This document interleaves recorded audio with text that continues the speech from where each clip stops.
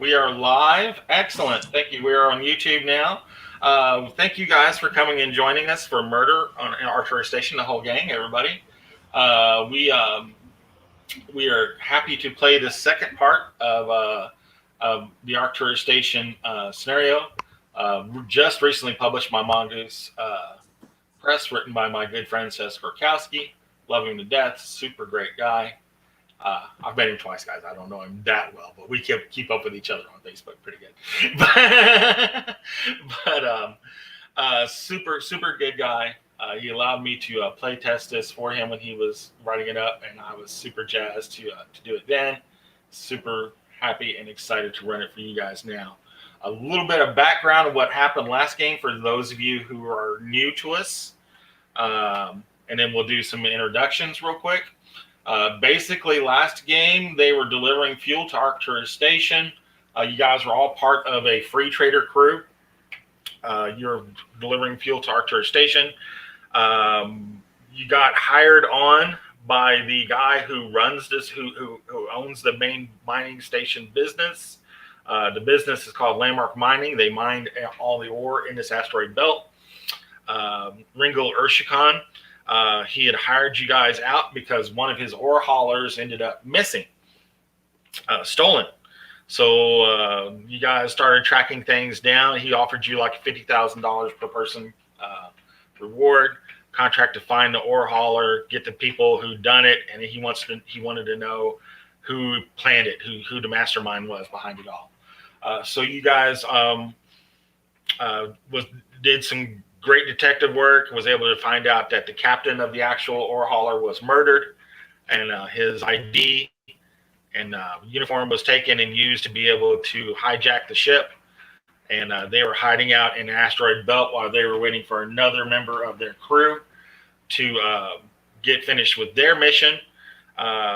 Who they got accidentally hired on or forced to hired on to another job. So they were hiding out in the station waiting for him to get there to join up, which gave you guys time to find him, get the location of where he was supposed to meet up the others at, and seize the ore hauler. All kinds of craziness was had, taking back the ore hauler from the crew. Very, very brief firefight. Killed most of the crew except for the captain. And they were bringing the captain, Hart Fonro was the guy who hijacked the ship. They captured him, and they were bringing him back to the station for questioning, bringing him back up to the station manager, who basically runs the station, Marja Aguilar. She is like the station operator. They were going to do like a final wrap up investigation debrief with the person who stole the ship. And as they were bringing him to the elevator, he hunched over in pain, and Muriel was checking him out to see what was going on. And his eyes and ears he started bleeding out of his eyes and ears, and quickly died right at the doors of the elevator shaft. And that is basically where we were picking up this game. You guys have Captain Hart Fonro's body, freshly dead. The elevator door shafts are opening, and you're taking him. Your job was to take him up to Marja, who again is the station operator. Ringel Urshikan is the actual owner of the business, who owns like the rights to mine the entire belt. But Marja is the operator of this station. She operates it on the behalf of the Bandasian government, which is the sector that this company is working in. You guys are free agents. You were hired by contract by Ringel Urshikan.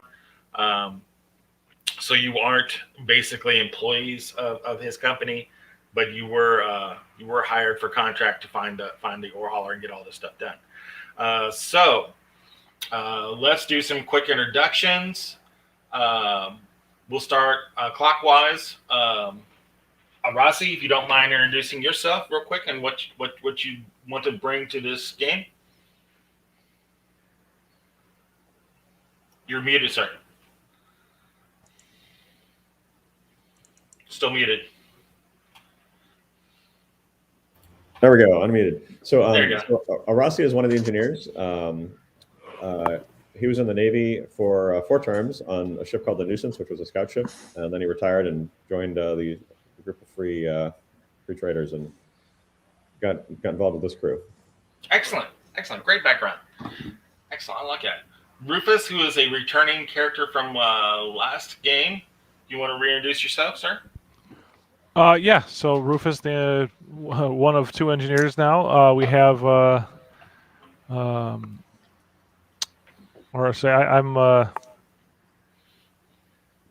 continuing from the last game, and it's been an interesting session so far.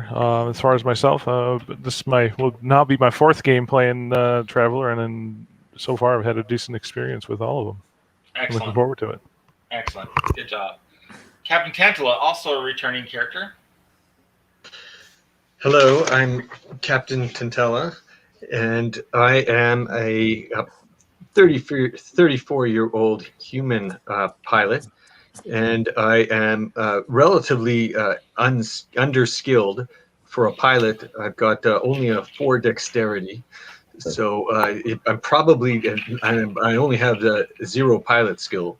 So I'm probably not the best person to fly, and so we tend to turn it over to we turned it over to our Marine last time, but I don't think our Marine's with us.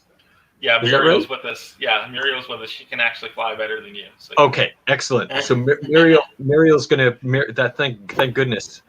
Thanks. Yes, thanks, sweetheart. So glad she's with us. I do have excellent leadership skills, and I'm good with my military tactics as well. So I'm good at standing in the back with my stunner and encouraging everybody else to fight forward.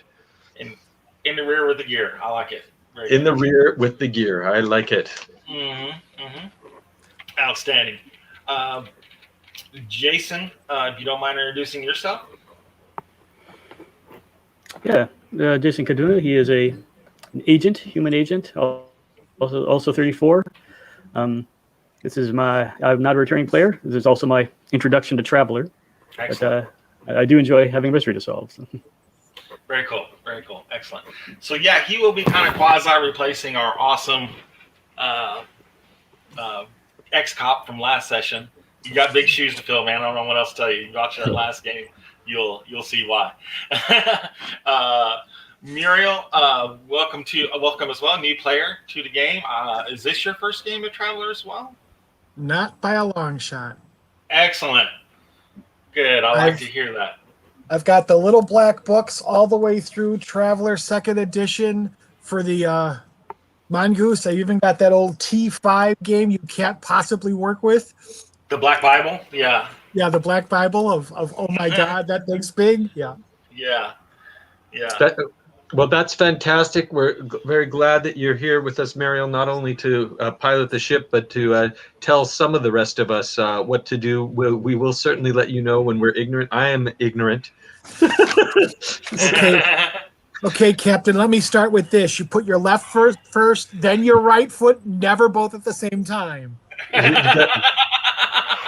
Well, that is exactly what I was hoping for, because I do have my -1 dex modifier.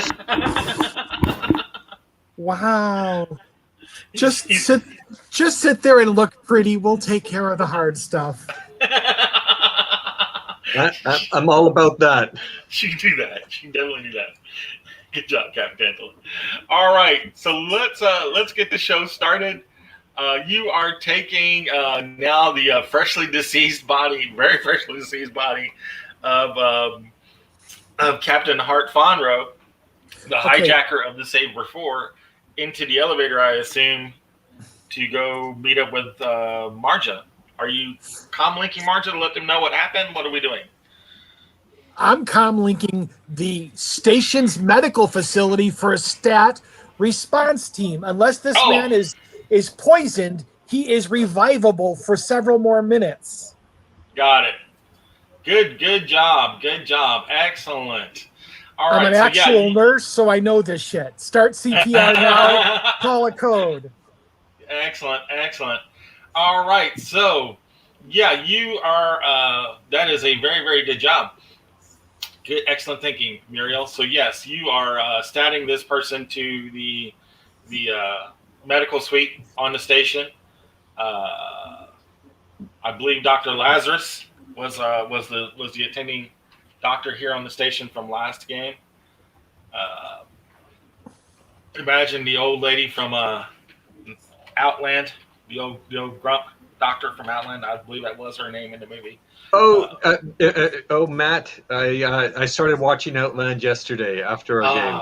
I'm halfway through it, so I know exactly who you're talking about. Yeah, she's an great, right? ornery old doctor. Ornery old cuss, exactly. And so great, yeah. Dr. Lazarus is Marion Lazarus. Takes the body in. She's looking at you guys when you're basically dragging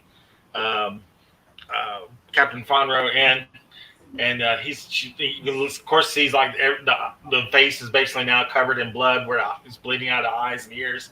She's like, well, what the hell happened to this guy? Best thing I can tell you is it looks like an overdose of ecstasy. Okay. Well, get him on the table, and we get him up here. Let's get him going. Yeah, get him on the some table. Narcan. Doing the scans and all that stuff. Doing all that. Yeah, doing Narcan. Hooking him up to the machines, ventilators, all that good stuff. We were actually wondering if it was even a psychic attack or a a suicide pill. Good job. Well, these are symptoms of an overdose of Mdma. You actually would bleed out of your eyes. This is actually what happens when you overdose. Okay, excellent. So they're doing the scans. Dr. Lazarus is making her roll. Muriel, you are welcome to make your medic roll as well as you're looking at the screens. +2 for my medic kit, +3 for my medic skill. Yeah, exactly. All right. 10 plus bonus brings me to 15. Excellent. 15. So you guys are looking him over, Captain Fonro, and his brain is fried. It looks like and I'm speaking as a non-medical person, like all the synapses in his brain has just been ruptured. So this has been a psychic attack. Looks like it. I mean, you've probably never seen a psychic attack before, but you've as heard a doctor of it. In the Imperium, when we have an entire race of humans that are psychic, we've outlawed psychics. I'm assuming we've seen scanner results before. You've probably seen scanner results. Yeah, you'd have to go. You probably haven't seen them firsthand. First live case, but this is a textbook example of someone scanned him to death. Exactly. You're thinking back to the textbooks that you used because iPads didn't exist. Exactly.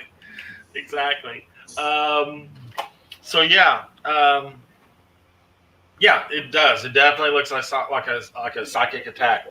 And Lazarus is looking at it. She goes, "I'll be damned. We got a psi on the station." Huh. Yeah, we do. We got to call Psycor. Excellent. So Captain Tantella asks Muriel. So these psychic, like I've heard about that. I didn't even think they actually really existed. Like, how far do you have to be able to do one of those attacks? We were out here in space, Captain. Those are not thoughts you want to have out loud, much less voiced out loud. Possession of psionic information is a crime in this Imperium. Hence, we need to call Psycor and let them know that we've got a teep on the loose they need to go and catch. Gotcha. Dr. Lazarus is getting a hold of Marja. Marja is coming down to the hospital suite while you guys are doing the scans. So Marja's looking at this and she's like, "Holy shit!" She goes, "Yeah." She's going into her chronocom and calling up the Vendazian security. She's like, "We need psi people in here, stat." Did I lose somebody? So I turn to Rufus. I turn to Rufus and I say, "Hey, Rufus, did you notice that? Muriel seems to be a lot more knowledgeable than she was? I wonder if she went into like one of these Matrix and downloaded some intelligence." I've got an implant for more information. It's a data wafer here. It goes right in over here. Nice. Well, we had a person in here jump in here. I think they decided not to play. Anyhow, Yeah, we had a Muriel last night who was the doctor who it was her first time playing, and now we have somebody who's played for a long time. So excellent. We got a very, very knowledgeable person. Exactly. So she's getting hold of the Mendasian government officials. It's going to take some time to get some people out here. This station's not equipped for anything like this. They don't have sonic scanners or any suppression equipment like that. They just don't. It's a belt station. It's not part of that. So she's calling in to the Mendasian government to send a patrol cruiser out here with security people with sonic detectors and suppression equipment. But that's going to be, she's like, it's going to be like a week before they get here.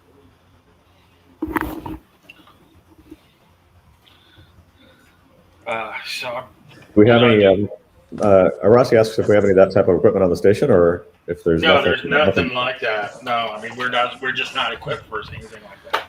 is there any known shielding that we could use as, I would say, like a headband or whatever that would protect from the there is the a psychic psychic energy?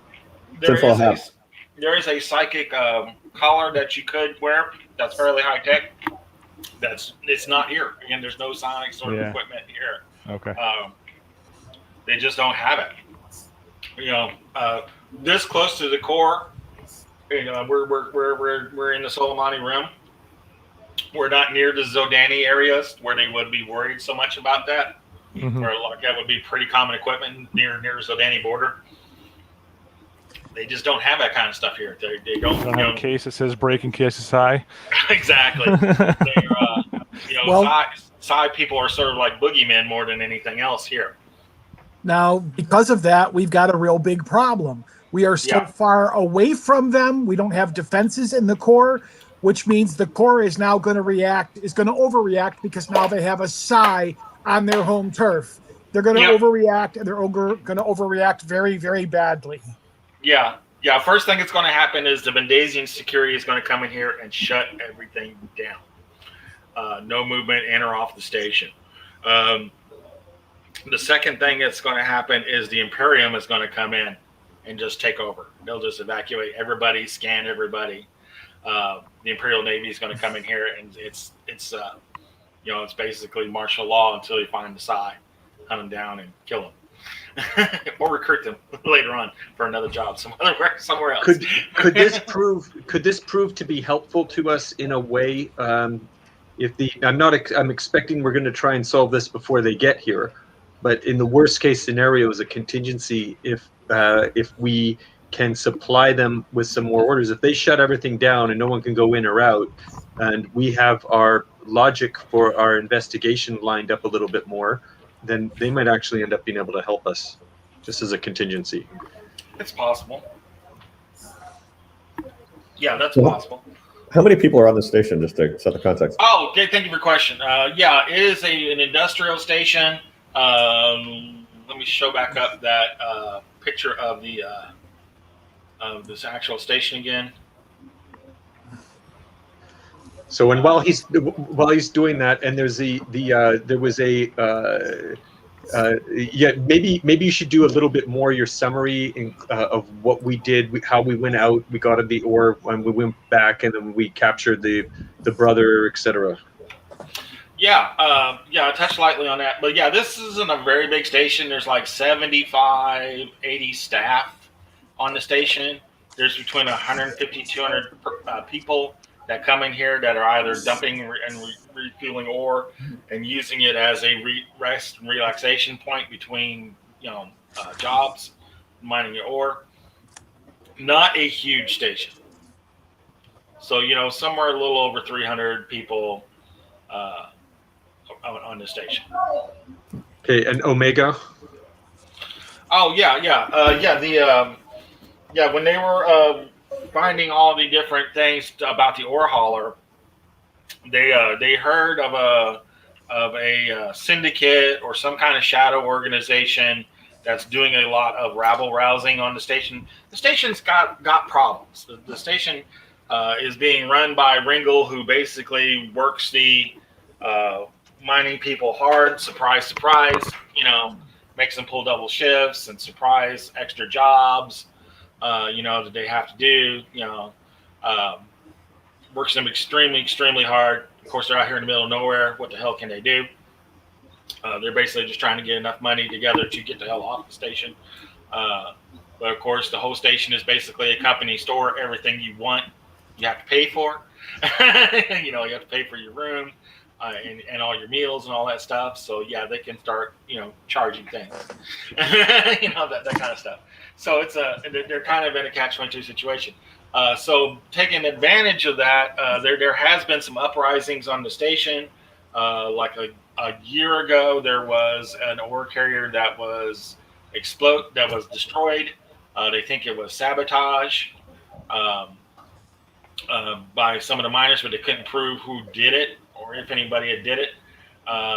They couldn't. It was basically determined an accident, but there was strong suspicion that it was sabotage. A few weeks ago, there was a riot on the station where the workers of the station, believed that the cameras were being used. The cameras on the habitat level were being used to spy on them. So they smashed all the cameras on habitat level. So like the areas where all like the different rooms where you stay at, your hotel rooms, are all those hallway cameras are all being in the middle of being replaced. They're all being dismantled right now, and they're waiting for a shipment of new cameras to come in. So there's no cameras on the habitat level, which they found out when they were trying to find out who killed Captain Madsen. Is that the level we were at when when we were coming up the elevator? No, you were in the dock area. So we have video of the area where we were when the Psi attack happened. Yeah, you do have video of that. You can go back and find that. So do we know? I think someone asked earlier about how far do we know that a Psi attack can happen? Is there? I don't know if we got that. That's the difference between player knowledge and character knowledge. I don't think any of these characters really know. How close. Sure. Well, I can tell you this. As a medic, I've dealt with some of this in the field, and those type of statistical questions will get you put in the brig at the very least. Could get you expelled from the service.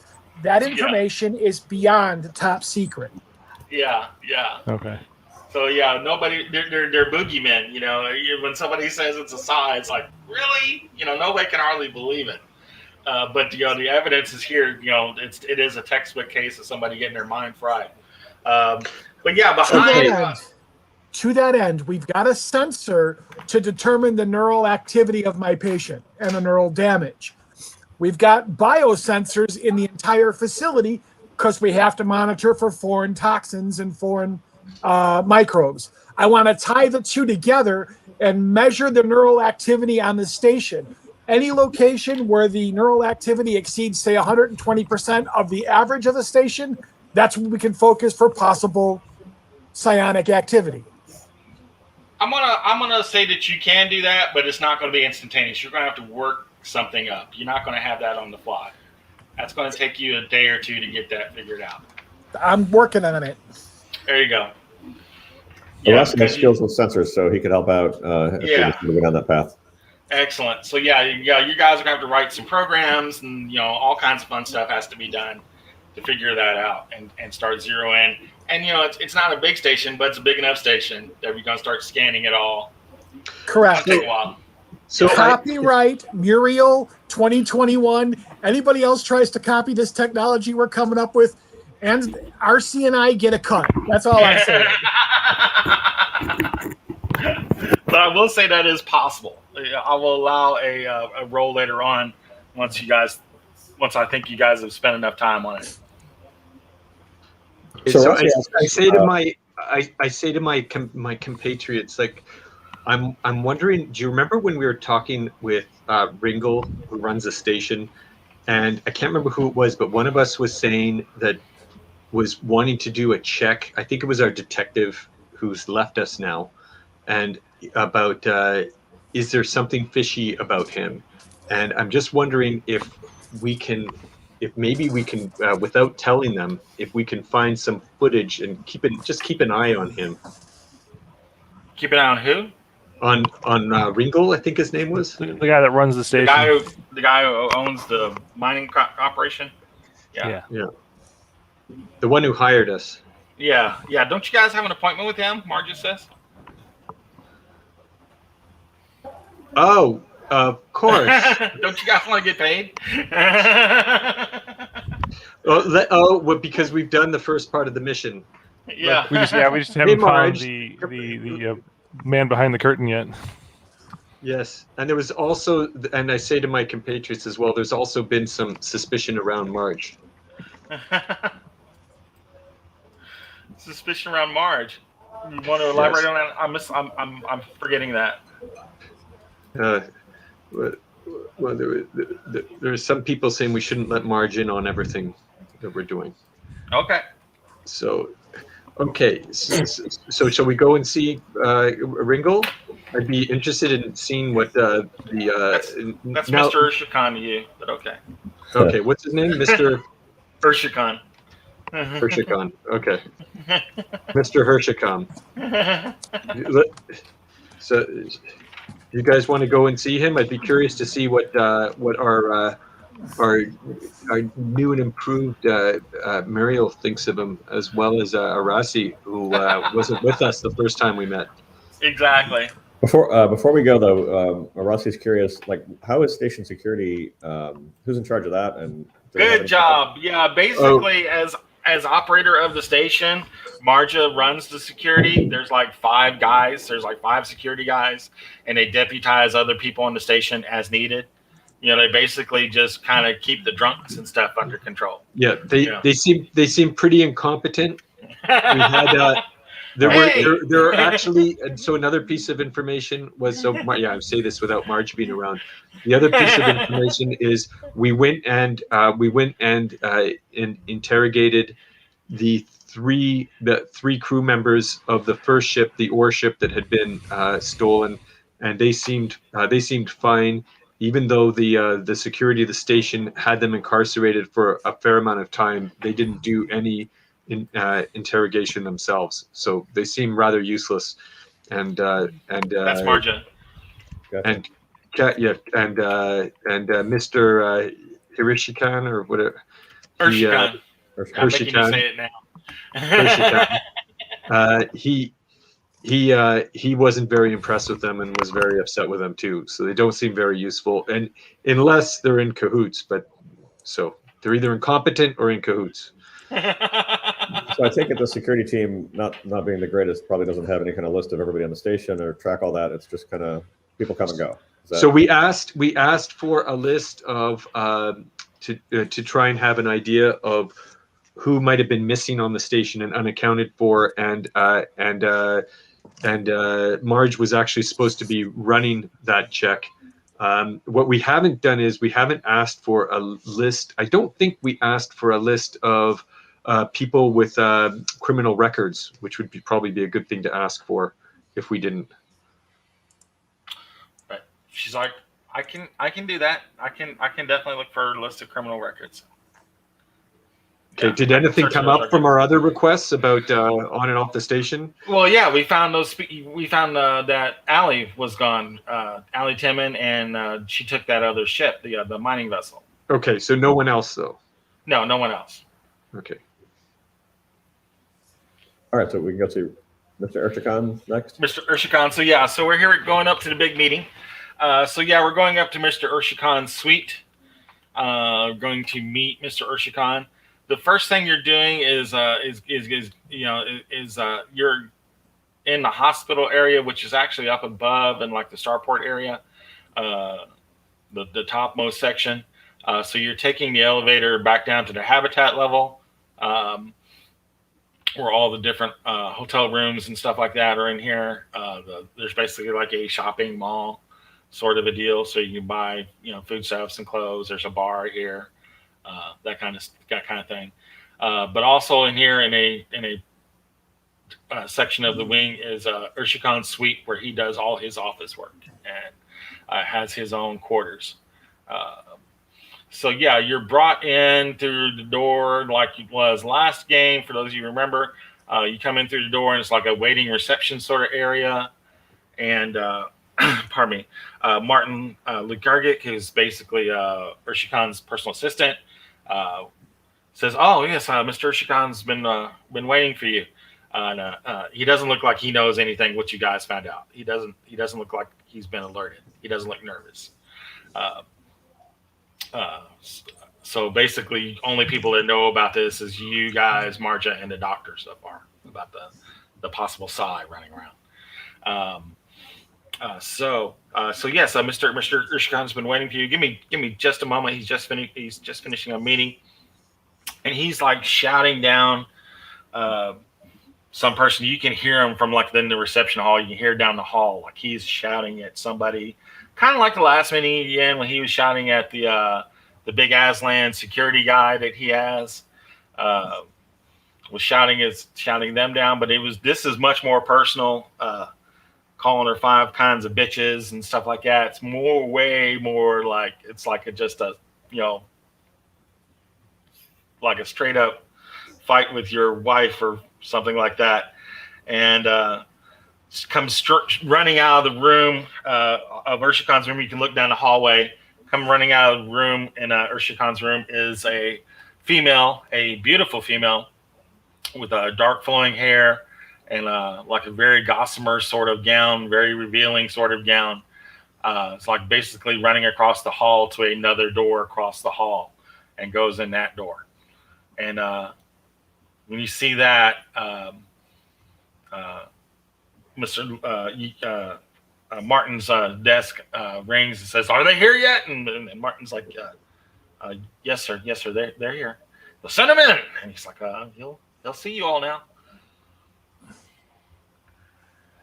So he motions you guys down to the office. And again, there's the office. You go into the main office, and the first thing you notice is when you went in there before, there was like that big Aslan guy, that big Aslan security chief who was being dressed down by him before. He is not here, and his bodyguard is not here. You've seen his bodyguard before. He was a human bodyguard, big, thug-looking, sort of muscled, well-muscled bodyguard. Bodyguard's not here either. So that's odd. You're like, why is the bodyguard not here? But yeah, he's got like this very ornate office, beautiful, sleek desk, and everything like that. Very futuristic sort of a deal. But he's a big guy, very loud, very bossy, very bunch of a grump, for one of a better word. But yeah, he comes in. He goes, "So what did you find? Did you get my Warholler? Did you get the saber for her? Speak up, somebody." Yes, we got it. We're here for the money. Okay. He says, "So you got the Warholler," and he's bringing out the contract. He says, "You got the Warholler. You got the people involved, right?" Yes, most of them. Yes, we did. We got them. Yeah. All right. Well, who was behind it? Who you got behind it? Well, we it was a bit of a fight to get them back. So we did see Omega written on the ore hauler when we captured it. So you're saying it's Omega, those damn uprising terrorist guys? Well, we saw it written on the ore hauler, inside the ore hauler. You can see it for yourself. It's still written there if you go down to the bay. Yeah. I've seen the pictures. He's not going down to the dock. What's wrong with you? So now if there's you might have not heard of there's an very old 20th century term called management by walking around, but you might not be familiar with that one. I don't think I've heard that. I've never heard of that. I don't know what you're talking about. Management by shouting works better, right? Exactly. So you're telling me you don't have Omega? Well, we don't. Well, we killed everybody involved. We had to. It was a firefight. Oh, You're lucky to get the ships back. But Yeah. if you want to talk about part two, we've got some very good. We got some very good new crew that we were managed to pull on here. We've got we're going to imagine that somehow or another these people have been with us. They were part of the first group. They've been with us since the beginning. Okay. Yeah. Well, and Muriel she finally slept. She hadn't slept in days when you'd met her, and you should see her now. She's like she's brilliant, and so if you want to hire us for part two of this, which would be to get to the bottom of it, now that we've got the hauler back and everything, then we can talk about another contract. You haven't finished the first one. You want another one? What do you mean? We've got the goods back. We got the people who took the goods. We got their bodies for you. I believe I stated at the beginning that most importantly I wanted to know who was involved. Well, Who was we the got them. We regulator? got their bodies all here. Those are the people involved. Who masterminded all? I believe that's who I said was most important. You're like a child asking why. Well, no. I think what you're trying to find out is why your bodyguard's been betraying you this entire time. Ooh. What are you talking about? Your bodyguard, the one who happens to be the psychic who's been using you like a meat puppet. What the hell are you talking about? See what I mean? Okay, so can someone who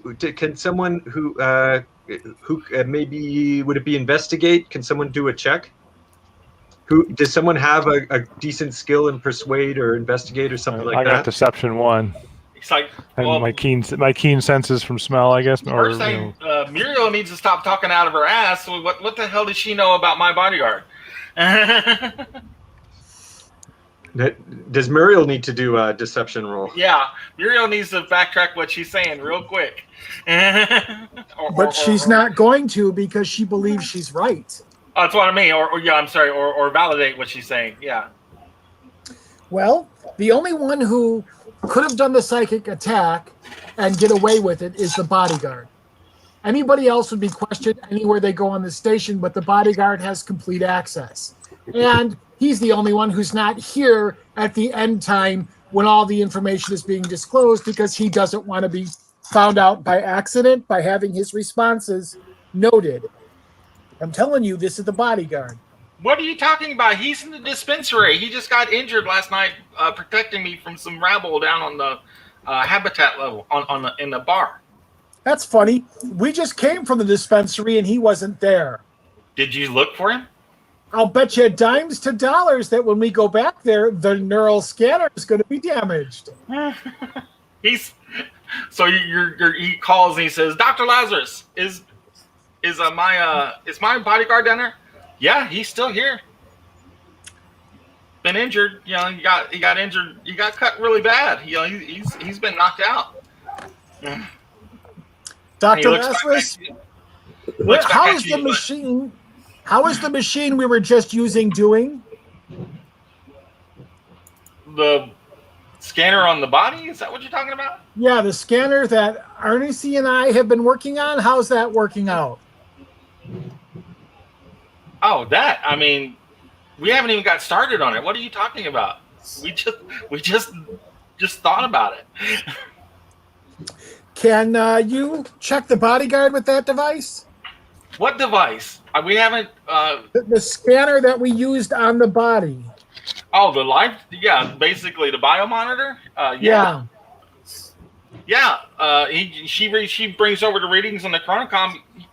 He's still knocked out. Been knocked out since last night. If he's psionic, that doesn't mean squat.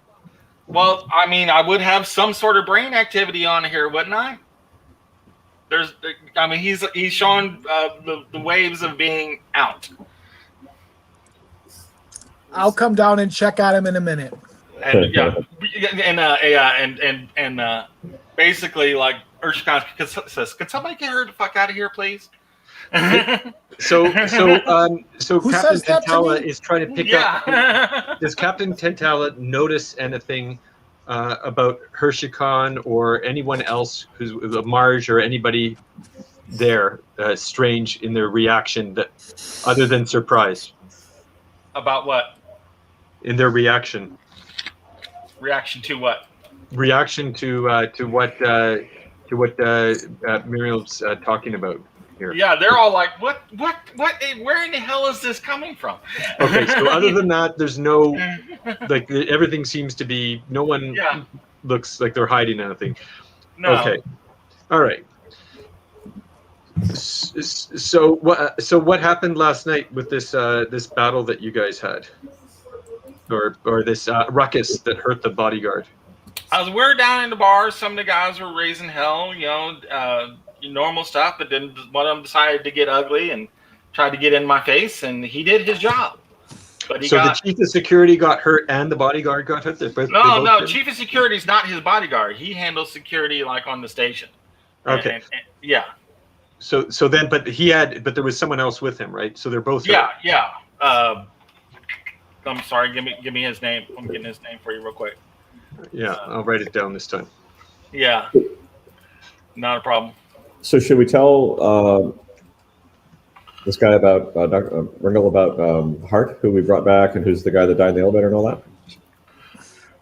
I guess Arasi's like whispering to us. We sort of huddle.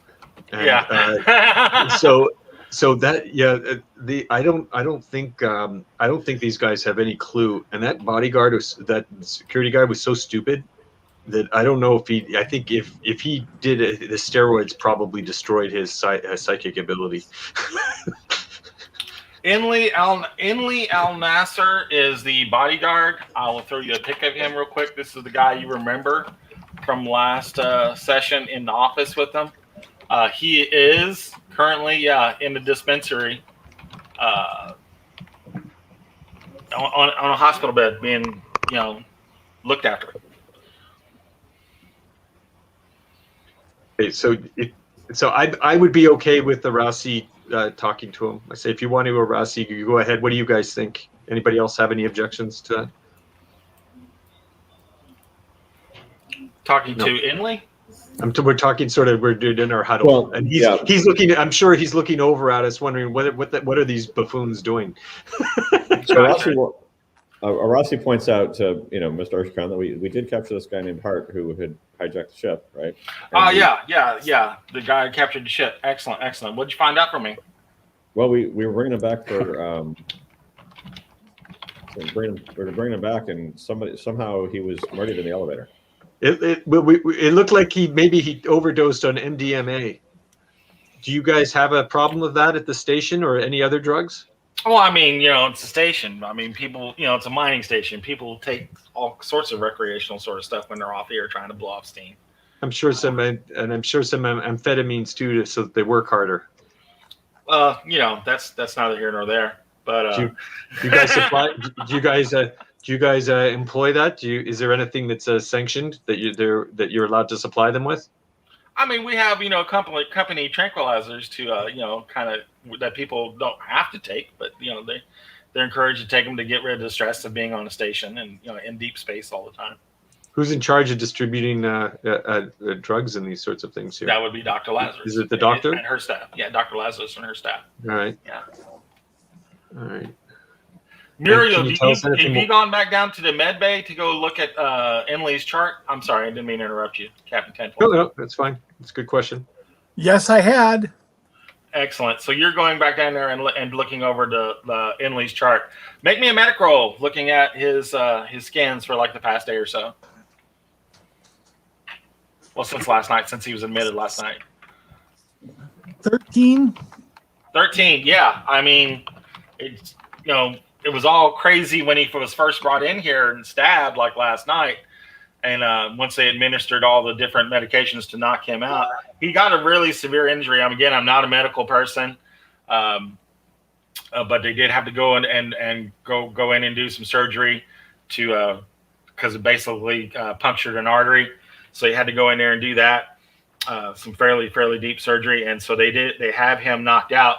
I mean, he's due to come around any time. But yeah, I mean, his all his medical neuroactivity or what have you definitely shows someone who's been in a knocked out state, for lack of medical terms. Sounds to me like it might be the security chief then. Just mention the word "psi" and everybody gets super suspicious. So yeah, there's that. So I'm sorry. Back to Tantella. You were asking before. So I was asking if does he know any? What more do we know about these guys that we encountered? Is there any other background information that we're missing on them? On the people you encountered? I mean, no. The ones we had to kill. Yeah. I mean, they were definitely part of the uprising, a couple weeks ago to smash the cameras and all that stuff. What about their link with Omega? Well, I mean, that's kind of what you were hired to do. Okay, who are the top people in Omega, and how can we get close to them? Again, that's what you were hired to do. So you don't even know. You don't know who the top people are in Omega. Oh, well, if I knew, then they wouldn't be here, would they? All right, let's go.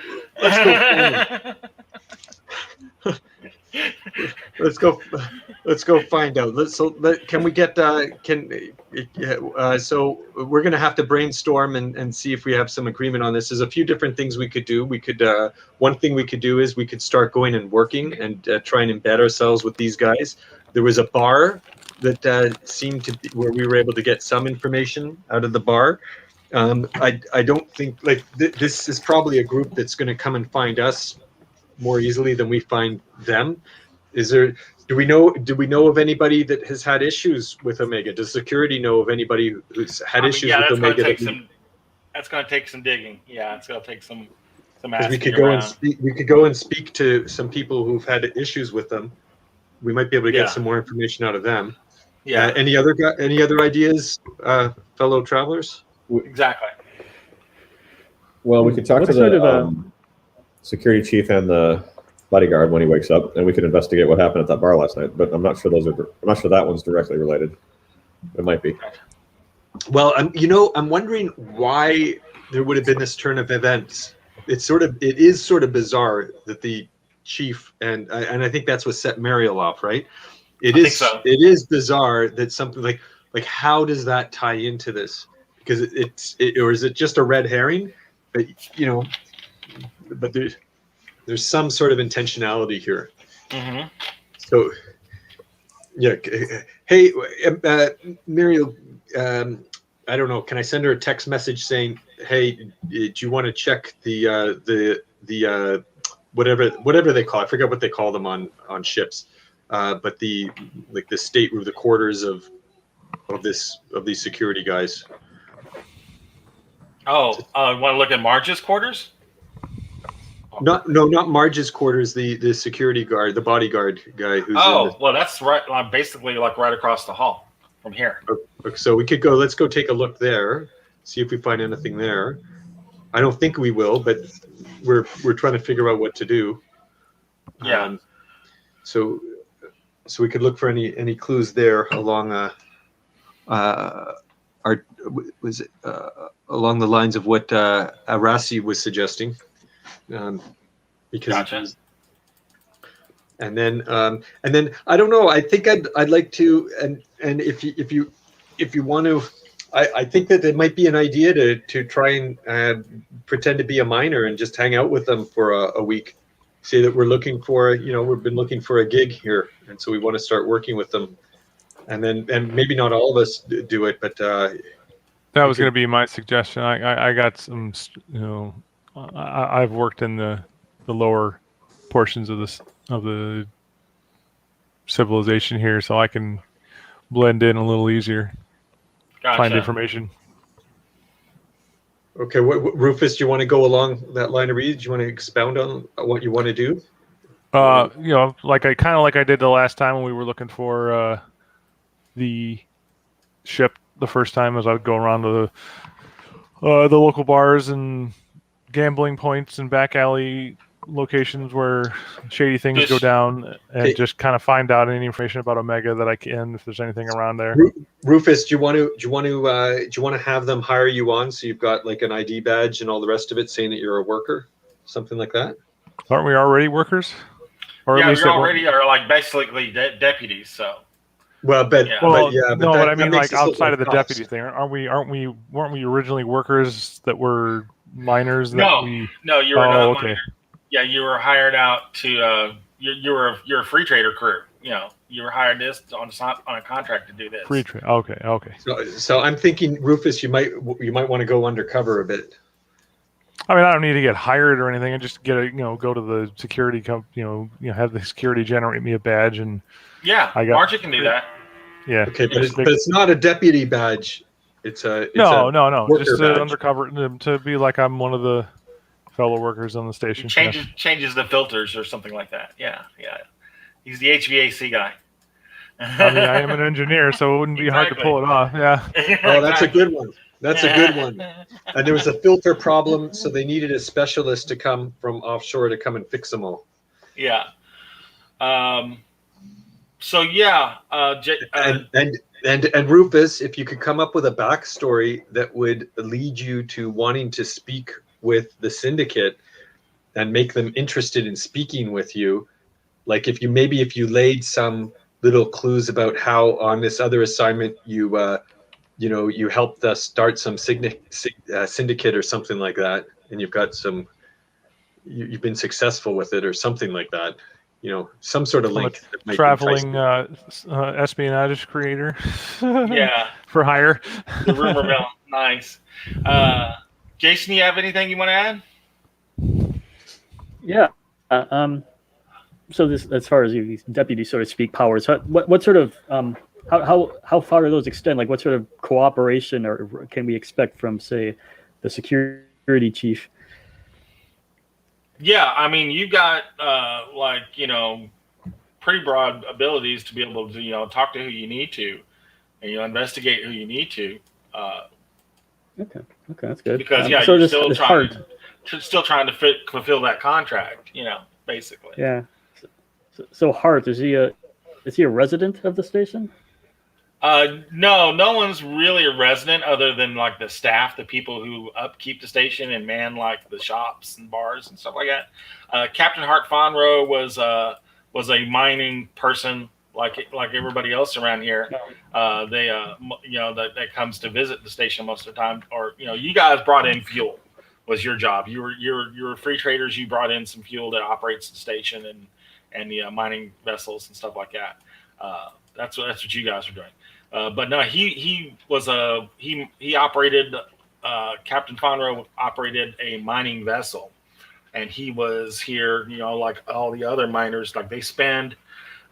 They'll go out and work for like a week, and then they'll come back in and take some time off at the station, blow off some steam, for a few days, and then they'll go back out again. That kind of deal. Okay. So there's no like real rooms that they have that's theirs. Like they basically just check in hotel room when they come in here. So they everything that they have is usually in a like a duffel bag. All their personal items and stuff like that. So Omega is a crime syndicate essentially, and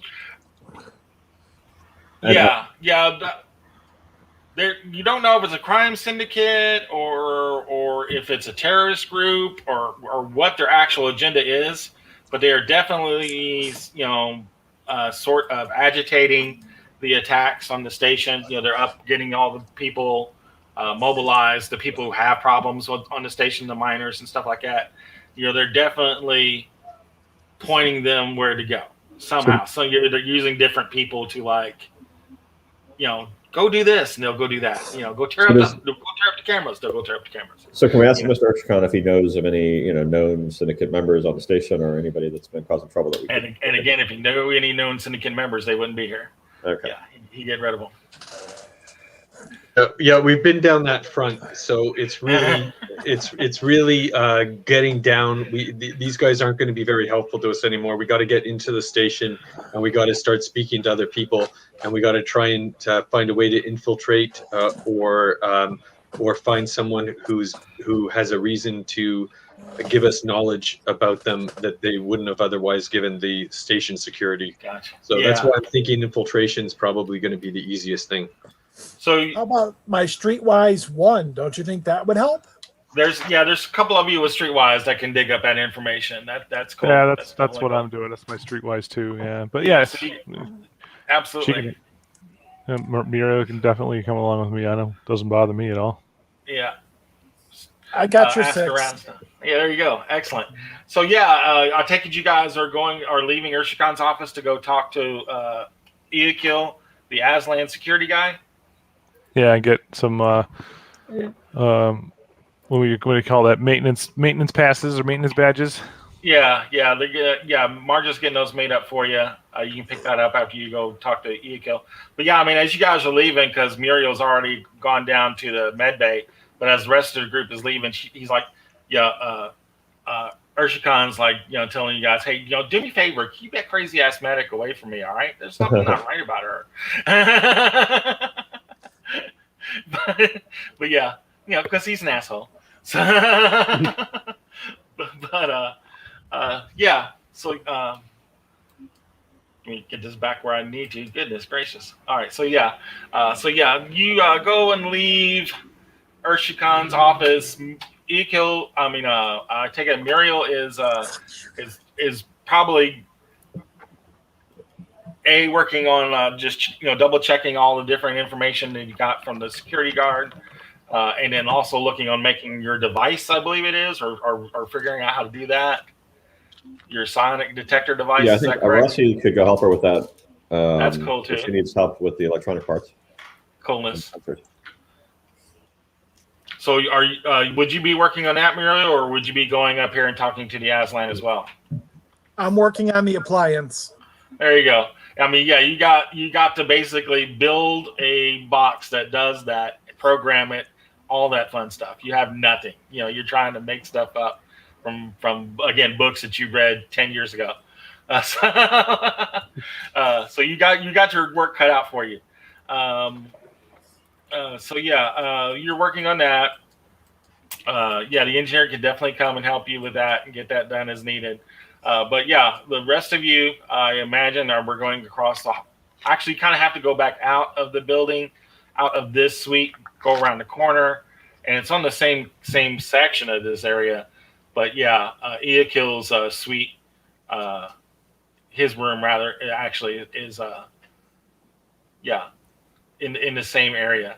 So you go to meet him again, and he's a very large, imposing Aslan, as most Aslans are. Big, large, heroic, Thundercat-looking sort of person.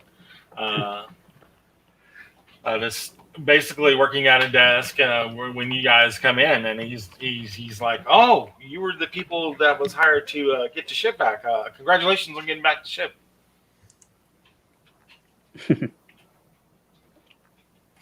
Oh yeah, Thank you. yeah. You're welcome. Hope everything went well with Captain Mr. Urshikan.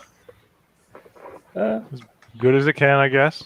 Yeah, Okay. yeah. All So yeah, what was this attack that happened? What's the story with that? Oh yeah. I was reading through reports on that a little while ago. So apparently, Urshikan, he does this thing every now and then where he goes down to the bar and tries to be one of the people. But it's a dumb idea. Enil's told him, warned him against that several times.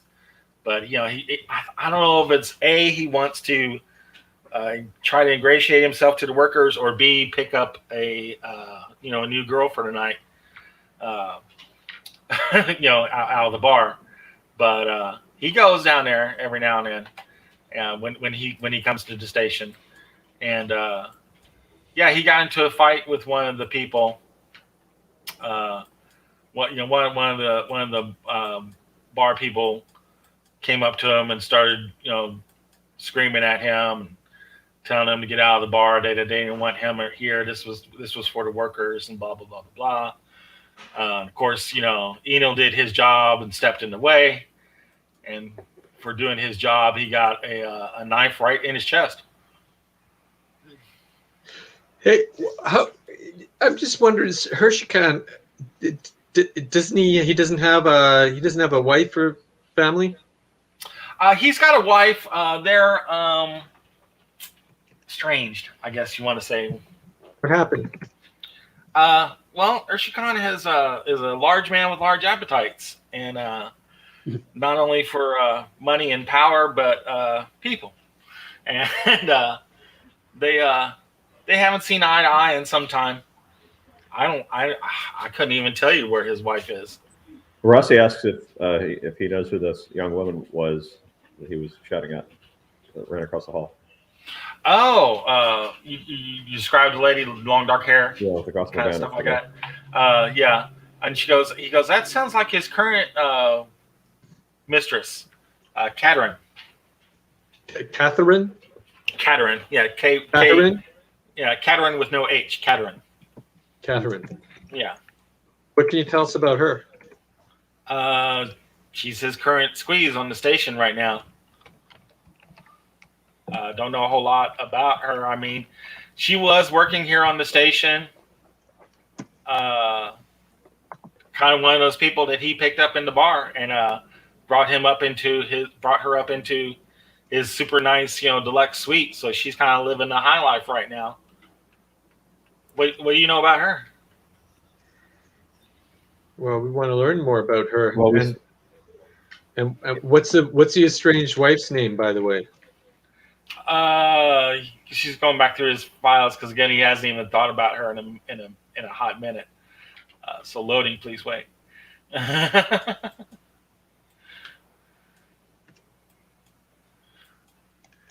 And I turn to Arcturus. I say, I think we're going to start having to make a list of everybody and sort of just making files on them, because this is this seems like our detective. This is when we needed him. So, Now. okay, like this, Exactly. I hold up my notebook that I've been keeping track of all this stuff. So yeah, Sharik Urshikon is his wife. Sharik.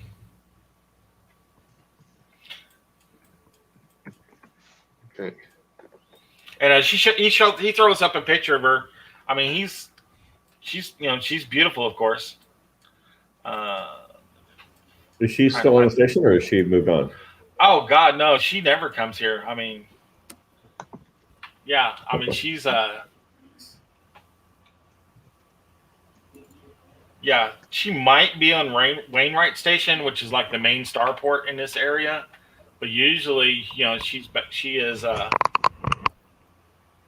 pardon me, she's back on her homeworld.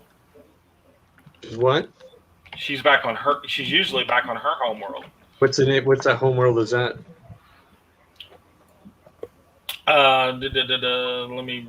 He's going back through the list here.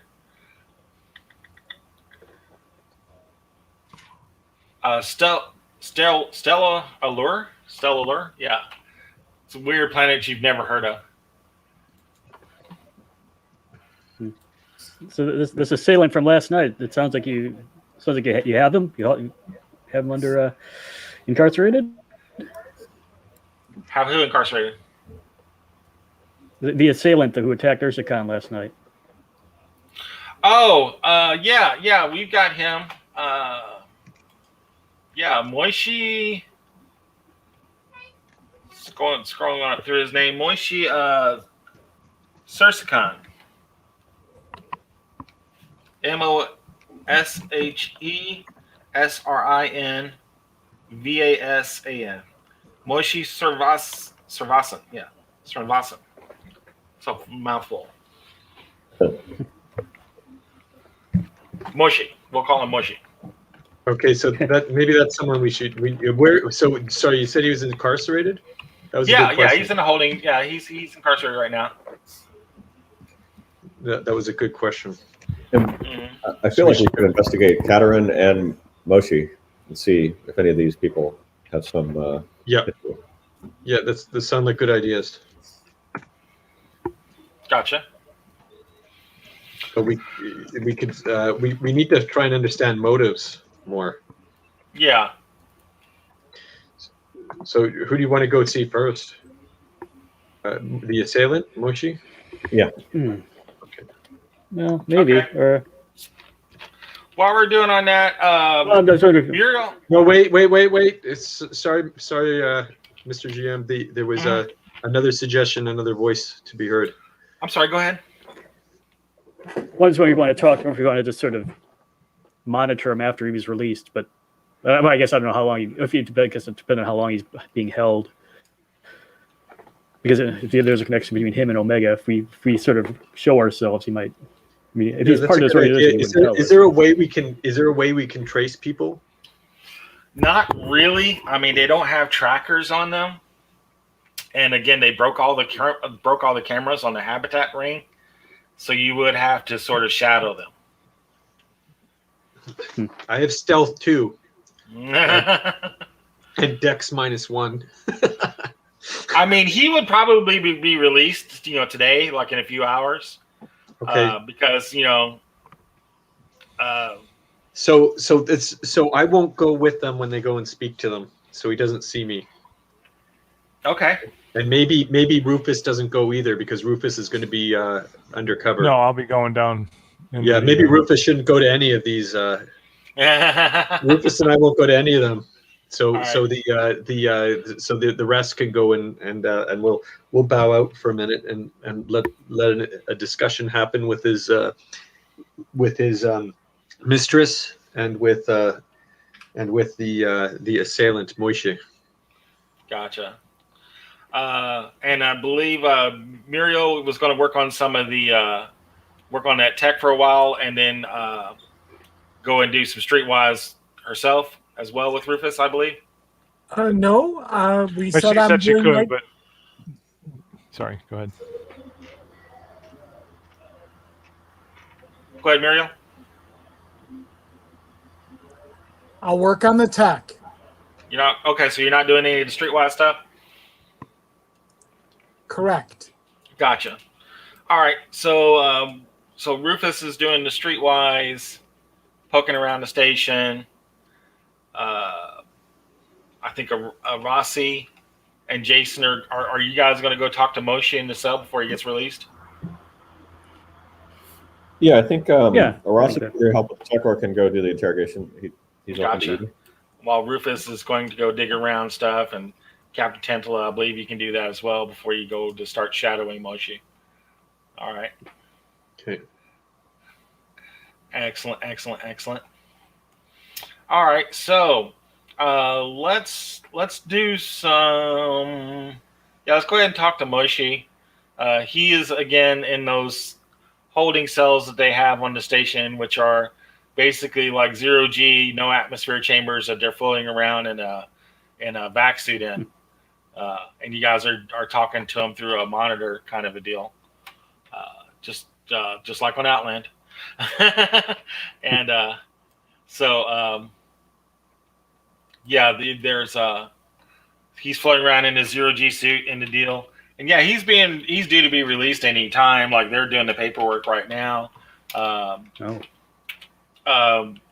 What's his name? Urshikan decided not to press any charges or anything. This kind of stuff happens. They were just basically holding him, in the drunk tank overnight. No. So yeah, he is floating around in his suit, like you do. Get that in here again. I love that scene. I just think that's an awesome scene. So yeah, here's a Rossi and Jason at the monitor talking to Moshe in the vac suit kind of deal. This is taken from Outland. Again, if you guys have not watched this movie, I highly, highly recommend it. You can get it for cheap on Amazon right now. But yeah, it's an old 1981, 82 movie. Is that right? On my Tantella? list. Yeah, it was Yeah. early '80s. I can't remember. Might have been even '83 at most. But Yeah. but it's better. It is better than the ratings. It got pretty Oh poor God, ratings. it's so good. It so holds up. It does. It really does. Sean Connery and Shotguns in Space. It just not get better. It's so better. So awesome. So yeah, Rossi and Jason, you have Moishi floating around in the vac suit. What are you asking?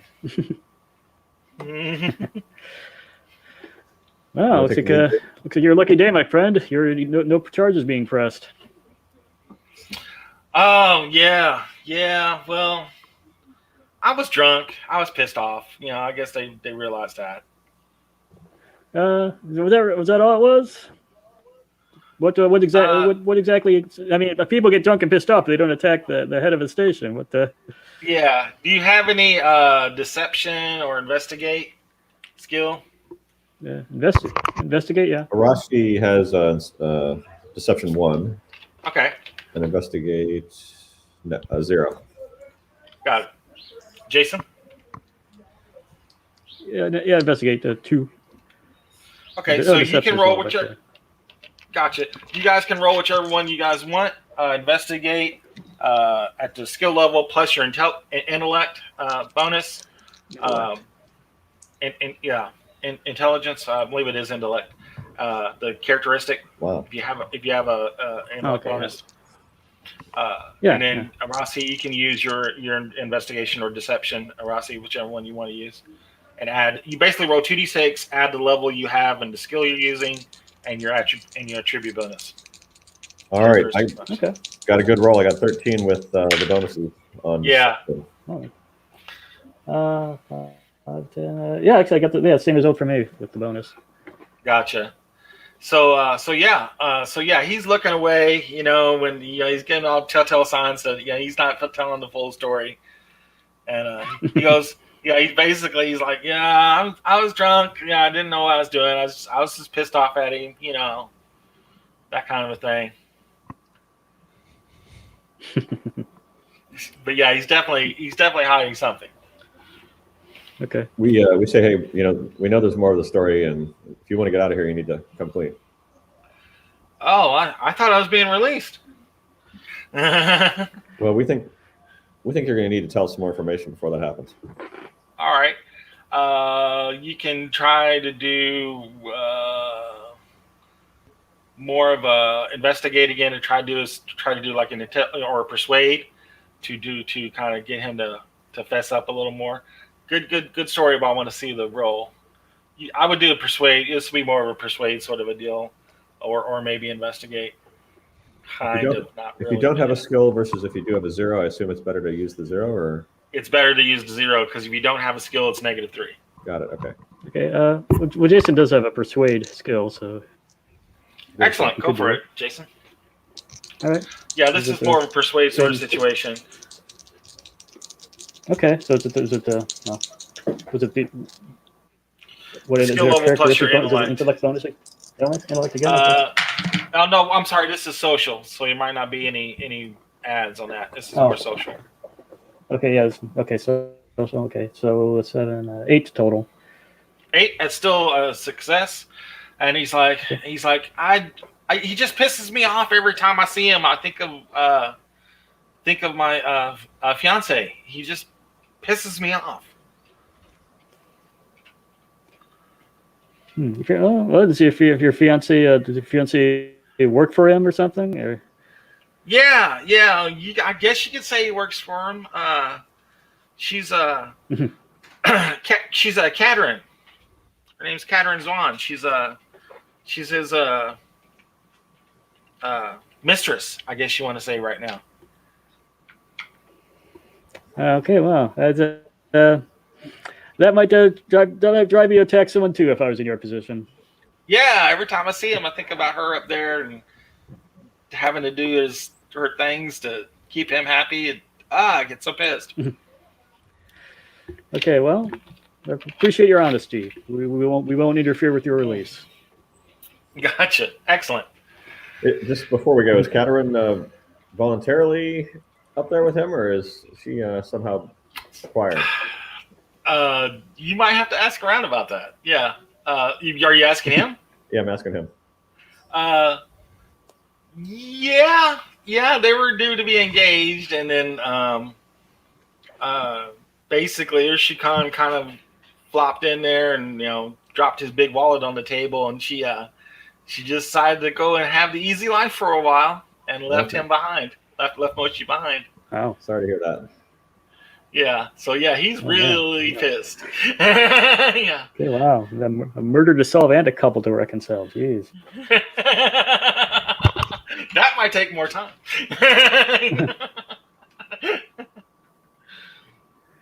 All right, so Muriel, did we lose Muriel? We lost Muriel. Oh, we lost her. Oh man, I was busy in the investigation. I lost Miriam. Doggone it. Hopefully they'll come back. Muriel's hard work on her device, creating the thing. So Rufus and Captain Tantella, you guys are running around getting the dirt on things. Roll me your streetwise and your social act bonus if you have any. And then let me know what you're asking for. So social bonus? And I saw that Rufus do that. I really just have the stealth, so I'm not going around and talking to people. Or I can look and I'll do it with, but I'm gonna have a big negative. So unless I roll really high, it's not gonna do much. I'm more trying to stay out of the scene so I can do some tailing after. Although we certainly did find out some good information, but I'm not supposed to know about that yet. So, well, I mean, you guys can have. That's the beauty of comm links. Like you guys can listen in on conversations and stuff like that. So, okay. And can we talk in their ears and earpieces? Yeah, that can be done. Yeah. Okay. So I do say to the guys doing the interrogation that maybe if you think maybe we could bring something up about wouldn't Omega have something to say about this, or couldn't Omega help out, something like that, just try and learn if he knows anything or has any reaction that might indicate he has any knowledge or link. That's a really good question. Do you want to ask them that, guys? Great idea. Yeah. Go for it, Jason. Go ahead and roll that persuade again and ask that question, my man. Oh, okay.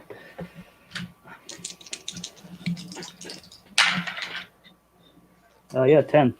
10. I goes, Omega, and he's like, you're not getting a read that he's trying to be deceptive or anything. This is my GM kind of going off the cuff here. He's like, no, I mean, I know that they're around. I know there's a group called Omega around, but they haven't like come to me or anything. All right. Is there a way? Can you ask him if there's a way that he might be able to get in touch with them, because maybe they could help him out? He's thinking question. He raises his eyebrows at that. And he goes, I mean, I can ask around to different people on the station that I know if they have any contacts with them. Yeah, I'll do that for you. Yeah. Well, I think you'd be doing it for yourself, because they might be able to help do something about the fiance being with your man, because I don't think Omega likes him very much. Oh, Urshikan? Omega doesn't like him very much. Yeah. Maybe I can get her back. Thanks. Yeah, thanks, Mean Joe. But Jason. Yeah. He doesn't seem like the brightest bulb kind of guy. He's basically a maintenance guy here on the station. He's not. He's the real HVAC guy on the station, I guess you want to say. He changes out the filters. That's funny. So he's everybody's friend. You don't want him getting sick, because then nobody can breathe. Yeah, that's true. He'll sneeze on your filter before he installs it. Yeah. How horrible is that? Oh my God. That's true. Yeah. No, we know a lot about filters nowadays, don't we? I know. Right? Exactly right. I want to see it coming out of the packaging. I want it sealed. You know. Wear your white gloves. Exactly. Yeah. Outstanding. So yeah, that was an excellent question. But yeah, he can definitely ask around, see what they can do to help him. So maybe you can get them to draw Omega to him. That is really good. I like that. So Tantella, are you just basically like in the bar looking around? What are we doing? Yes. So I'm going to go back to the bar because that's where we had the best progress, and I'm going to go to the bar. And geez, man, I don't have any persuade or streetwise. I don't think, which makes me almost. Oh no, I've got persuade 1. Okay. Yay! So I can go. I'm going to go to the bar, and I'm going to. So it can't. Deception's not going to be the best. So persuade about. Man, we've got this real problem. We don't know who this Hershikon fellow. We don't know if he's legit or not. He's been asking us to help him, but we know that there are two sides to every story, and I'd love to learn more about Omega, because I don't know if we want to work for Hershikon if he's up to no good. We want to be helping the people. So I'm purposefully trying not to tap into my deception. Gotcha. So you're asking them, tell me about Omega without telling me about Omega. Yeah, I'm sorry. At the bar having a drink. I'm at the bar having a drink. I'm going up to people who whoever wants to saddle up to me, and I'm an attractive lady. Yeah. So Yeah. Absolutely. You are in the bar kind of deal, which I will throw up another picture from the wonderful movie called Outland. Give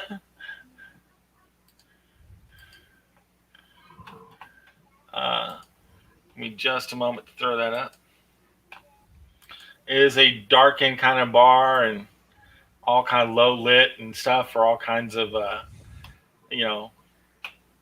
quiet conversations. There's a low rumbling disco beat music kind of thing going in the background. People are talking and having a good time. There are performers on a stage. They're doing their we'll call it interpretive dance. But you know what? If there are performers who are sort of having a break in a corner or something like that, I can go chat with them. Oh, well, there's that, and I mean there are legitimate hookers like on the station in the bar. They're paid to take care of the Yeah, but I don't want to bother people who are busy working. Busy working. Yeah, I don't want to bother the working ladies. Okay. Or whatever ladies or men or whatever they are. So. Okay.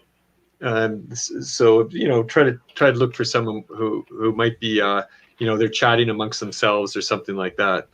Gotcha. But people, you see, these entertainers, they're probably more hooked into they hear the people talk to them, the workers talk to them, and they're often hooked in like with the bar scene, with the underworld and such. So I wouldn't be surprised if they might know something. Gotcha. So yeah, make me your persuade roll, and you're asking about Omega basically to kind of or you're pissed off about Hershikon? Well, no, I'm asking about Omega because I want to learn a more complete picture about what's going on, because this Hershikon wants us to work for him. I don't have to tell him doing what, but I just want to learn more about like what other things are going on in the station. So it's not just all about Hershikon. There's always, he's the management, but the people, we want to learn more about what the people think. Who represents the people? How does that, what's going on with this? How does that work? And who could I talk to learn more about that? Gotcha. So I rolled a 9. So with persuade +1, so a 10. Okay, so you're talking to the people, like a dancer who has like a robe on him right now while she's she's trying to relax and have a drink. But you're talking to her. She's like, talking's free. So yeah, she's talking with you, and you're asking her about Omega, and she goes, I mean, I know that there's a group that's running around, getting all the people, organized, I guess, for want of a better word. But there's already plenty of people already pissed off at Urshikan. There's been a lot of company practices that he's been involved with that people aren't really happy about. I mean, this all goes back a while. Well, do you think you might be able to help me out by asking a few questions when you're working, and just let me know. And again, I'm trying not to use investigate because I don't have any investigate. I'm trying to stick with persuade. All right, make me. She's like, well, I mean, what's in it for me? Well, we could. We could. I could certainly make it worth your while, and I show her. I show her whatever would pass her a wallet. Okay. They actually do carry hard currency because information does not travel faster than you across the galaxy. Right. Yeah. So you guys actually do use hard currency, like plastic strips, basically is what it is. So yeah, you can, this looks like a 200 credit job. Just looking at that. That's fine. It's worth it. Yeah. So yeah, she's like, I'll ask around. Make me a recon roll while you're talking to the girl. Okay, this is going to be at -3, I think, because I don't have any recon. Yeah. So no, I have 0. I have 0 in recon. Okay. Excellent. That makes me a little bit more optimistic. Let's try. All right. 3. 3. All right. So yeah, she's looking at she's putting the credits you got into like a pocket into her robe, and she's like, yeah, I can definitely ask around. She says that she puts her hand out, and she's like, no, my name's Carly. Hi, Carly. I take her hand. I'm Tantella. Hi, Tantella. Nice to meet you. And yeah, I'll ask around. Definitely, I can find out for you. All right. So I'll meet. When do you finish your shift? Oh, she's like, I'm actually off right now. You guys, she's like looking up at you, like she's like, are you asking me out? What are we doing?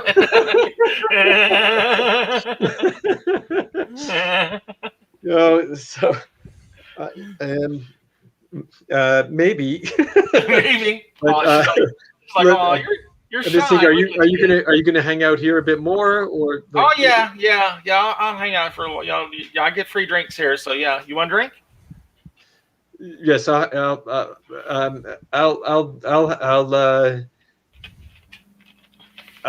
want to meet. I want to give you the time to be able to do your work though too.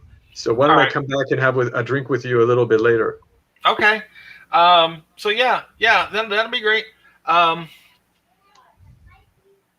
Okay. Yeah. So you're walking out of the bar, I guess, going to meet back up with everybody else and compare notes. Because it's been all day that you've been gathering this information. This all didn't just happen like in this past hour. This took time to get done.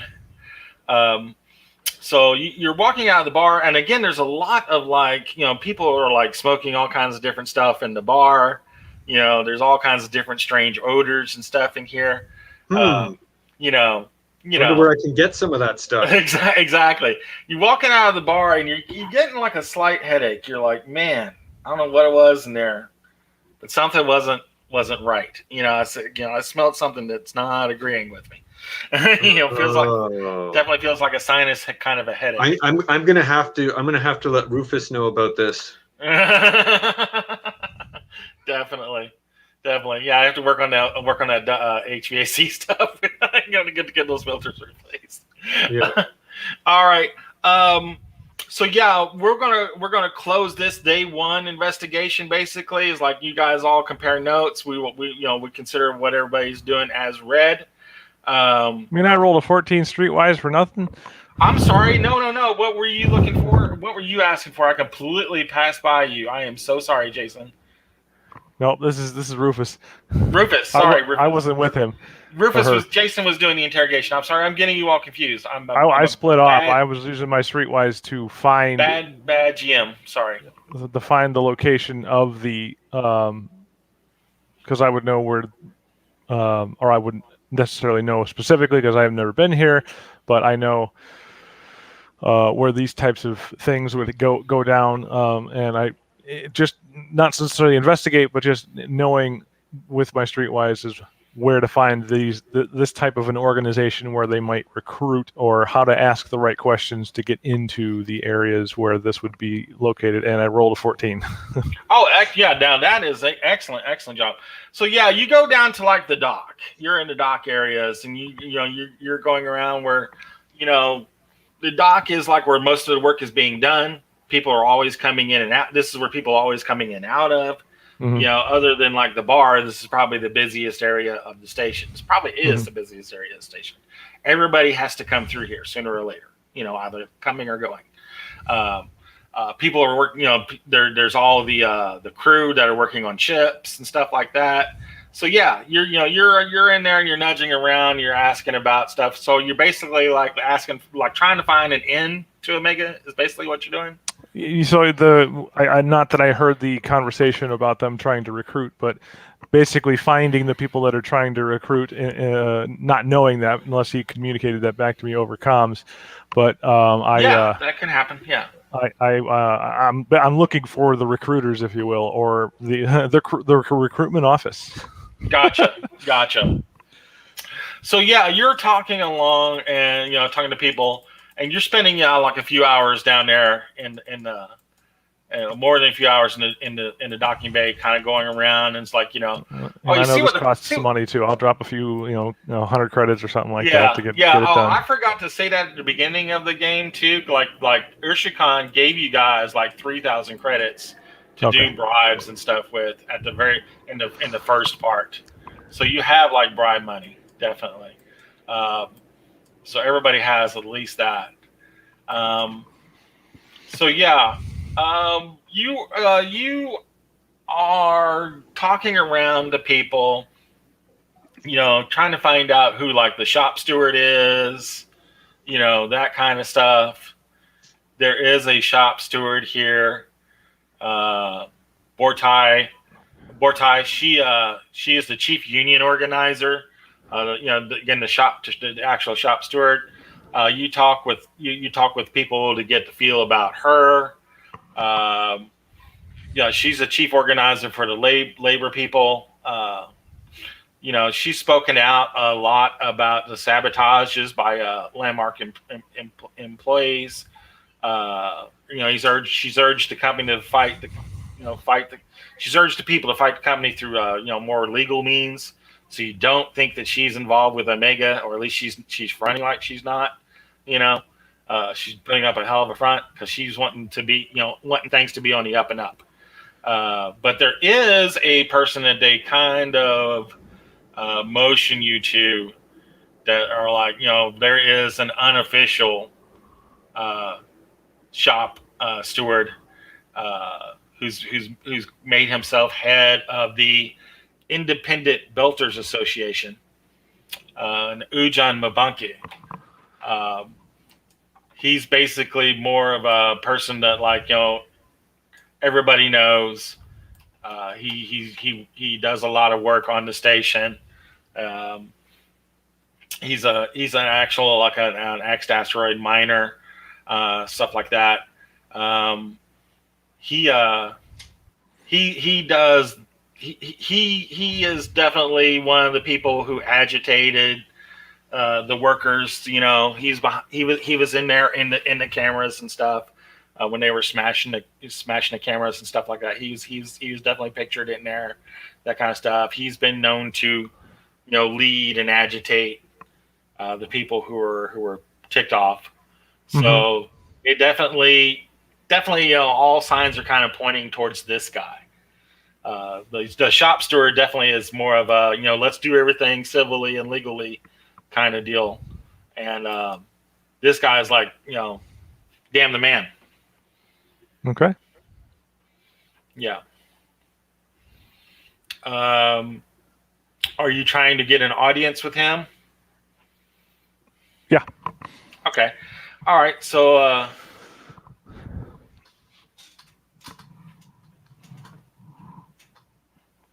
yeah, he will. He will talk with you. He'll be glad. Yeah, he makes some time with you. He's like, yeah, he's got like 3 or 4. He's got 3 guys. I don't say 3 or 4. Say 3 or 4. He's got 3 guys with him that are basically like his backup, and his entourage, what have you. They're all standing around like talking with some of the miners and doing some repair crew, kind of stuff. And he's like, talking to them like, is this like you all second shift or your third shift? How hard y'all been working with these people? And, he's like, throw down your chains and all that kind of stuff. He's just doing that whole rabble rousing kind of a bit. And, half the guys are listening to him. Half the guys are trying to do their job. Everybody's more annoyed by this guy than getting all like, yeah, kind of stuff, But he's doing his thing, But he looks at you when you're walking up, and he goes, can I help you? Yeah, I'm kind of new on station here. I'm kind of I'd say that. I've never seen you. Yeah, backing up the guy. The guy that I know his name in character. The guy that was just in the maintenance guy that we just who's in Bushy. the Vex. Yeah, just here as a backup for Bushy, and I just found out he was in containment, and this station's a little chaotic here. I'm just kind of walking around trying to figure out what's going on. There's a lot of contention going on here. What's Oh yeah. So I know about Moshi. I heard Moshi. I heard Ushkan took his lady. Oh, is that what it is? Oh, I hadn't heard that. Yeah, I've only been here a little bit. Yeah, that's the dirt, man. Yeah, he says. He definitely. Yeah. Ushkan flat stole his lady. Oh, that's That's rough. That explains why he's in the suit right now. Yeah, he's in the suit. I like it. I'm going to use that. In the suit. When you're being detained, you're in the suit. Yeah. I like it. I'm going to take that, Jason. Thank you so much. You just became my star player. I love that. But he goes, yeah, man. He says, that's cold, man. It's cold. I don't know what else to say. He takes the lady. I'd be pissed too. Yeah. When I came from this other station, we had a couple of organizations forming underneath there, trying to take down the head company there too. Is that kind of what this is here? Yeah. Make your persuade roll if you got any. While you're asking that, I got deception and persuade. Deception? +1. All right, no, yeah, they're both +1. Yeah, so let's see, 8. 8. So yeah, he looks at you and he kind of smiles and he's smiling at his crew. He goes, yeah, we're kind of like that. Yeah. Oh yeah. Oh yeah. I can definitely tell you what worked out in some of these other locations to maybe help you guys along. If you need some assistance, you need some help. Gotcha. He goes, I hear you. I think you have definitely. And he sees that you're walking the walk. He wants you're talking the talk. He wants to see if you can walk the walk, kind of deal. So yeah, he's like yeah. He goes, he's like, I'm doing some business right now. He says, maybe we can talk tomorrow. Yeah, sure. I'll be walking around. I'll be going around the station, working all the air circulation. So whenever, no big deal. Gotcha. Where do we want to meet? He goes, we can meet. He gives you like his suite area. He goes, you can meet me there. I said, how about 1 o'clock tomorrow? All right. Yeah. So he says, cool, man, cool. So yeah, he definitely, you got a contact to somebody, something in here, whether he's actually Omega or not, you don't know, but it'd be interesting to kind of find out. Sure. Definitely pointing that way. All right, I'll head back. Excellent. So now again, everybody's spent like that part of the day getting their stuff done. I don't think Muriel's coming back. I have not seen her down here, unfortunately. Doggone it. Muriel was on such a hot trail. But let's take, we're about 2 hours in, so let's take a quick 5-minute break, and we'll have everybody has gotten to, everybody's got like separate rooms. You got like your own room. That's like never happened for you guys before. You guys have your own room to be able to sleep and do your thing. But you guys can relax. Maybe Captain Tantella can spend a little time with Carly down at the bar. Right on. Hey, But, and Matt, you might want to reach out to Mariel and just see if there's a reason. yeah, I'm gonna reach out to them in Discord and see, and email them and see what I can find out. But absolutely, I want to get them back in if I can, especially for this second part. Everything all kind of hits the gears in the second part. So yeah, we'll all just kind of do our carousing and stuff like that. Whether Tantella was successful or not, we'll find out in the morning. but let's take a quick 5-minute break, and we'll be back, and we will do the morning of day 2. All right. Sounds good. Thanks, guys. Be right back.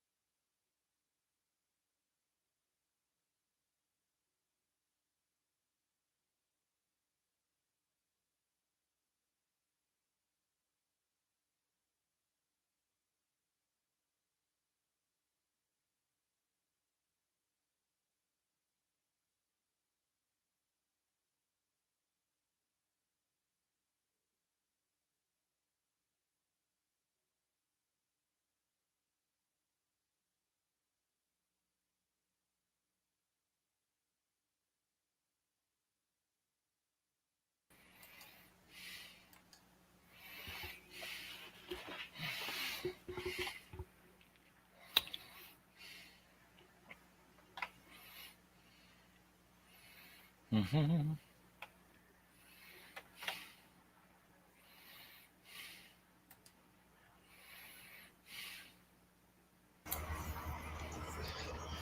Hello there. Matt. Hello. Excellent. Excellent. Do we have everybody back? I see a Rossi, Yeah, Rufus is back. Tantell's back. Cantala, Rufus. I'm ready. Yep, Rufus is here. Excellent. Jason. Ready. Excellent. Good job. I left a message in the Discord in the Kobold press room for Muriel to be able to join us back again. I'm not seeing anything. I don't know if they just lost internet or what have you. They was on a roll. But I will NPC her through the rest of this thing. That'll be fine because her skills are good. She was on the right track with building that psionic thing. So yeah, we'll say she is spending a lot of her time in the lab building that sort of thing and matching it towards that kind of energy. Okay, so I go to Mariel and I report back that I go to everybody.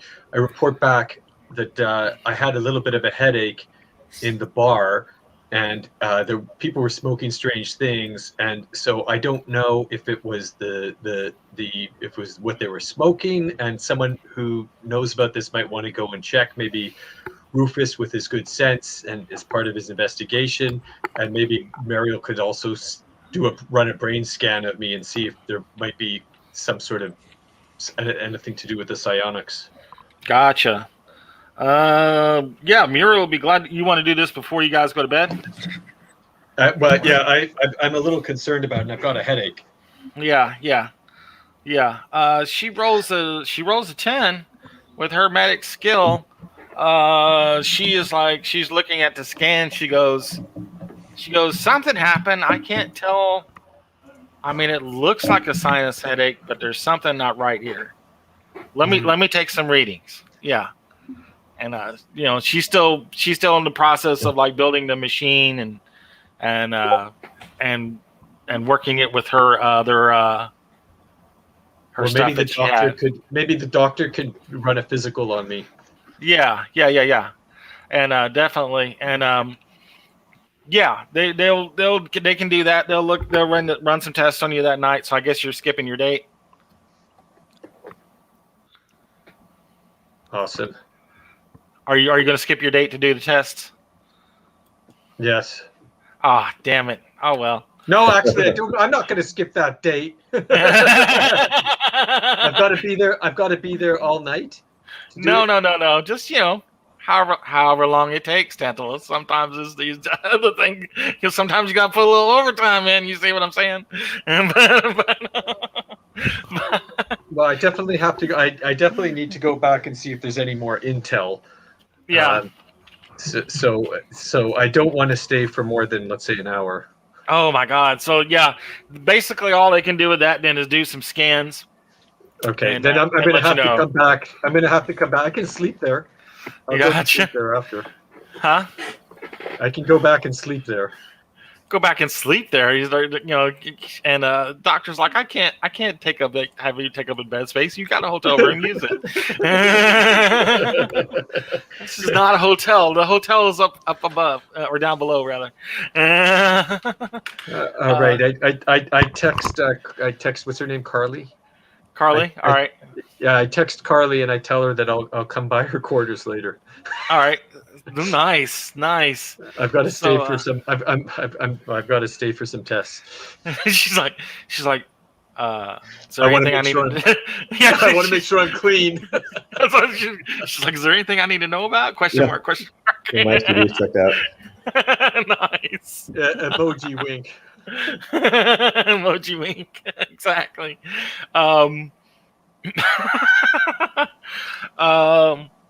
I guess it all depends on how well you want it to be that night. Do you stay in her room or do you? Well, I want the doctor to be able to run the tests. Yeah, they do the tests, but I mean, when you go and talk to Carly and in her room, are we staying there, or are you going back to your room eventually? Oh, I'll go back to my room. Okay. Unless there's like good reason when I'm speaking. If I'm getting some good intel from Carly. I mean, other than your fun that you have, I mean, no, not really. She hasn't found anything out yet. But you guys I do go back to my room. Yeah, you guys have a little fun, and then it's like, yeah, I gotta go back to my room. Yeah, I gotta get some sleep. Yeah. Fair enough. So, you guys, I don't know, what you guys make a time to meet, like at 8-ish or something for breakfast? Sure, I'll let someone else do some organizing for us here. Exactly. What do you guys think? Arasi, Jason, Rufus? I would meet in the common area because I've been trying to, gain access to the organization, so I don't want to be seen in public with deputies. So yeah, you guys can meet up like in the top floor where like the executive offices and stuff like that. I mean, nobody's going to have any need to be up there unless they're doing business. Yeah. Yeah. Yes, we can meet there and compare notes. Yeah. Yeah. There's like some conference rooms and stuff that you can use on the topmost level. Okay. So good. So you guys all, spend the rest of your evening accordingly and get some sleep. It is a nice soft bed. You sleep a little longer than you expected to. You guys managed, were expecting to get up early and get this thing going and stuff like that. But you guys are enjoying this nice soft bed in an actual room. You're still on a station, but it's much more luxurious than your bunk on the free trader vessel. But yeah, it's about 7:30. You guys meant to get up around 7.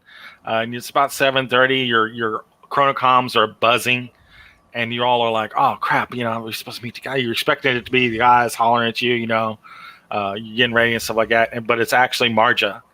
Marja's like, "I need you guys to come to Urshikan's office now." All right, I gotta change some filters upstairs. And so everybody gets called up. Muriel gets called up. All that fun stuff. So you guys all go meet up there in Muriel, and the first thing you notice is like when you guys come up to Urshikan's office area, where you go through the doors to go through the reception area. There's 2 security guys standing outside the doors. We were summoned up here. Is Marja? Is she out? Is she around? Yeah, Marja's inside. We need to take your weapons before you go in. Uh-oh. I mean, sure. Here's just my pistol, whatever. All right. It's an executive office. I don't think they're going to be. And you guys have been in here before, so it's really odd. You've been in here and not asked to check your weapon before. This wrench is not a weapon, I promise. No, it's not. It's not. Just for fixing things.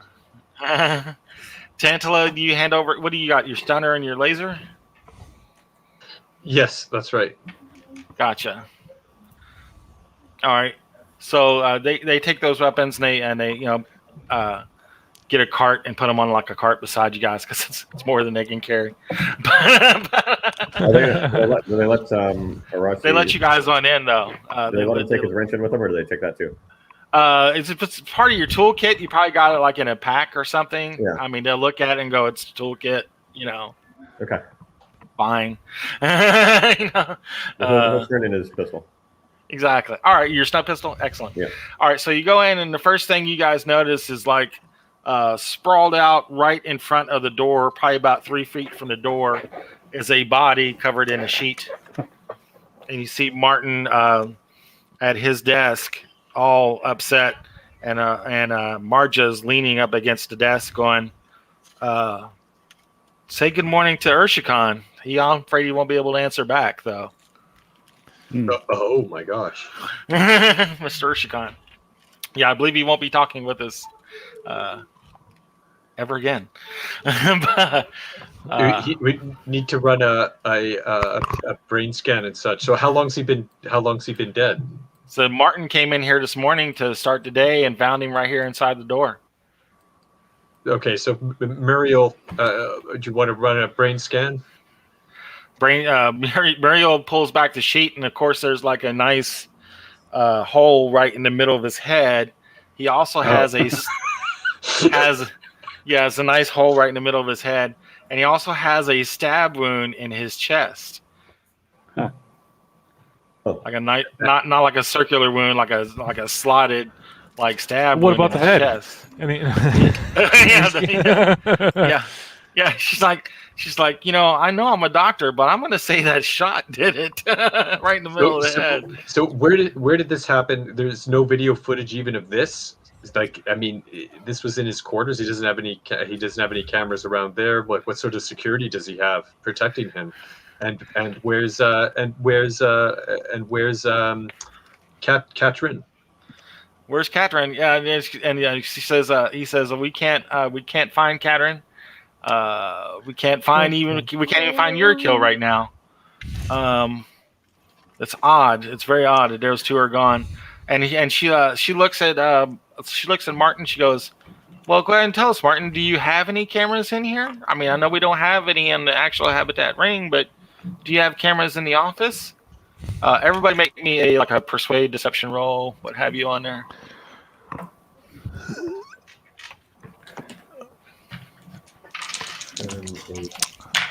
Rufus got a 5. Looks like a 9 on deception from Arasi. There's like a nice little hole right in the middle of his head there.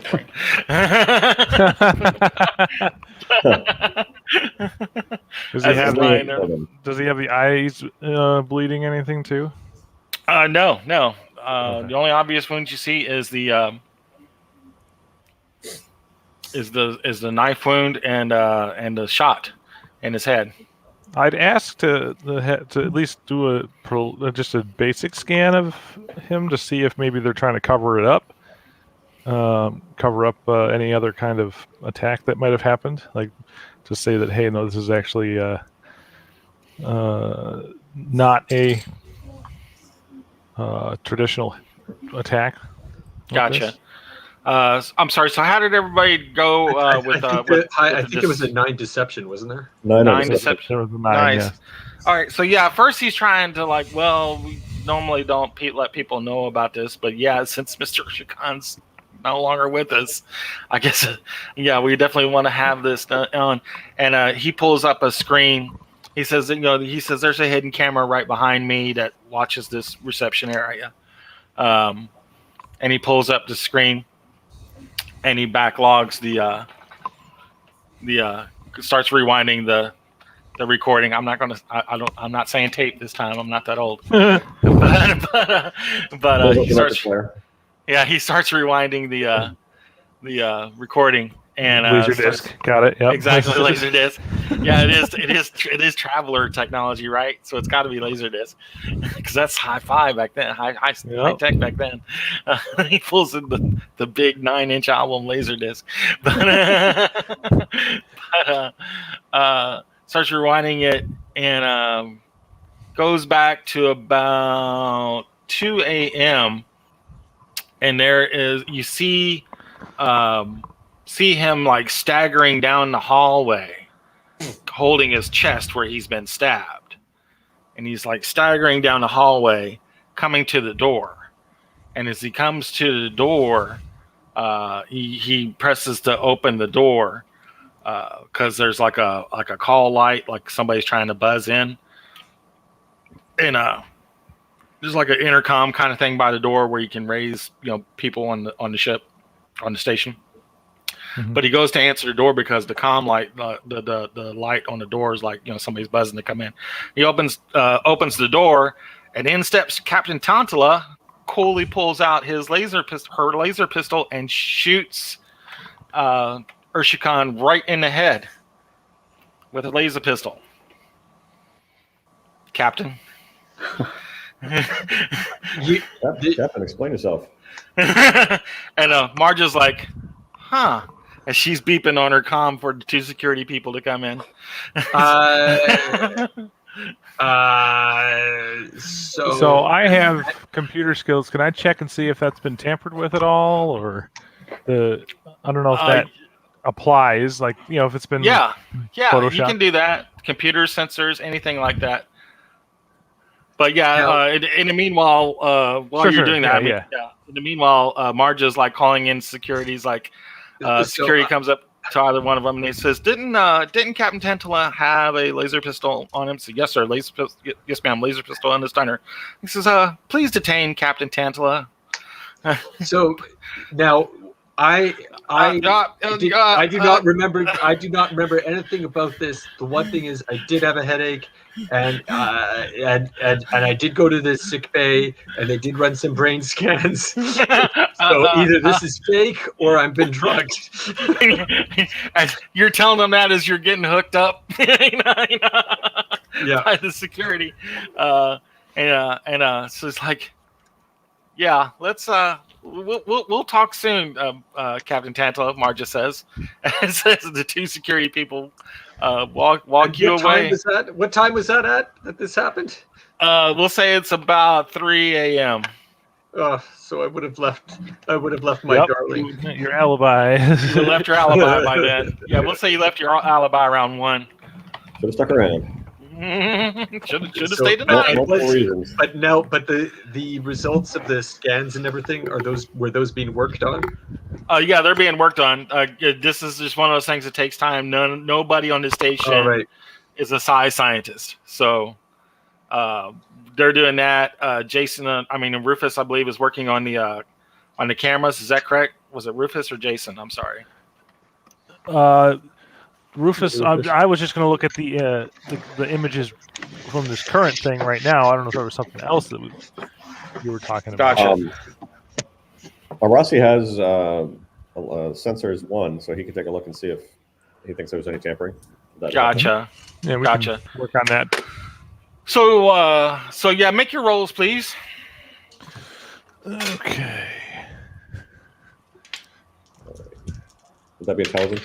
Mm, Or intellect? yes, use your intelligence attribute and your sensors. All right, that's 10. Excellent. Intelligence is at 0, so that's nothing. And computers, so a 13. 13. Okay, so yeah, you guys are basically rewinding the whole night because he did come out of there stabbed. So you're like, how the hell did he get stabbed? I don't know about you guys, but I want to know how he gets stabbed. But you're rewinding the whole night, and you're basically taking it from when Martin closed down the office and left.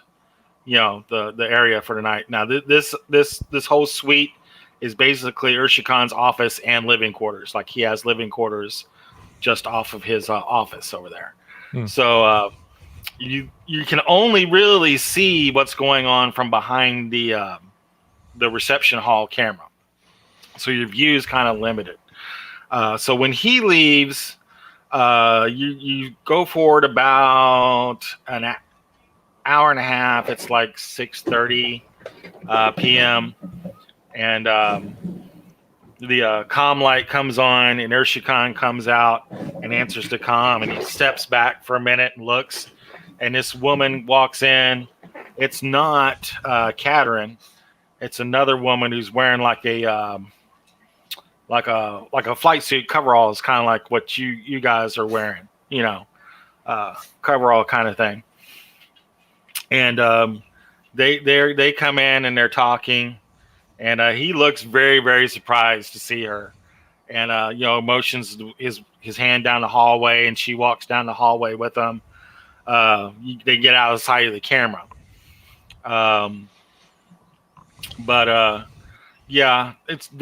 You lose sight of them, and you keep scanning it forward. It's about another hour. That woman walks back on her own out the door. Again, it's a woman in a flight suit kind of a deal. You never get a good view of her face? Yeah, you do. You can't place her, but you do get a good view of her face. She's a very attractive woman. Get a good view of her face. Let me see if I can get her here real quick. We have a picture of his ex-wife, and it's not her. Is that correct? His estranged wife? Yeah, Sharik. Sharik? Is it? That is you yeah. confirm Good recall. Yeah, let me get a picture of the person that's walking out here real quick. I think I had that in here for you before, but yeah, because you guys were looking through the files and you would have recognized her. I'm sorry, you guys saw her earlier in the files before. It is that lady, but she's in a flight suit, kind of a deal. It's Sharik. That is It's Sharik, definitely Sharik or Shikan, which is everybody's like, what the hell is she doing here? You know, kind of deal. But she's walking away kind of casually out of the office. That was some And- very good red herring on the part of our GM. Thank you. In terms of, what's her name? Where's she from? Yeah. Thank you. It's like I planned it, right? So you're forwarding back up to where you saw the supposed Captain Tantella do his thing, but you catch another flurry of movement in the hallway, like that happened between like 6:30 and like 7:30, 8 o'clock in the evening. She left about, I want to say about 7:45. Later on that night, you see around 9 o'clock, Katerin, she goes across the hall to Urshikan's room from her room. And first thing you notice is the really nice dagger that she's carrying as part of her gown that you didn't see before because it was kind of covered in the billows of her gown, that brief glimpse that you got her in the hallway before. She comes across the hallway into Urshikan's room. This is way later in the evening. This is more like 1 o'clock in the evening, 1 o'clock in the morning. She comes across the hall and is in there pretty quickly. Comes back out, like you literally see her walking back out of the hall, with dagger in hand, and going back into her room. And she's in her room for about 10 minutes, and she comes back out of her room carrying a bag, like a overnight bag, and walking out the door. And that's about between like 1 and 1:30 a.m. And then we have Captain Tantella. Captain Tantella's scene right at about 3, where he comes, where Urshikan's stumbling out of the office, answers the door, and Captain Tantella comes in. Now you scan the feed and everything, and nothing looks like it's been tampered with. You would be able to see like overlays or something kind of flapped over the facial recognition stuff. You would be able to see that kind of stuff. This is untouched. Do we have any footage of Cantella's sleeping quarters or the vicinity around there to see if he actually left? Well, the habitats That's the problem. are all out. Yeah, the cameras are all out. Her. Okay. I'm this beautiful creature there. I know, GM, that might not come across. Mm-hmm. You had a question? I'm sorry. It's about my sleeping quarters. He was asking about my sleeping quarters. Oh yeah. What were you telling him? Well, I was just asking about the footage, and you said that the cameras are out down there. Yeah. That's called a plot missile. It comes right in, knocks that right out.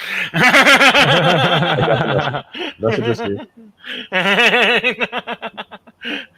But I ask my friends. They call me Plot Missile McCloud for a reason. But, sometimes in a murder mystery, you just gotta have them. You gotta have that hard stop.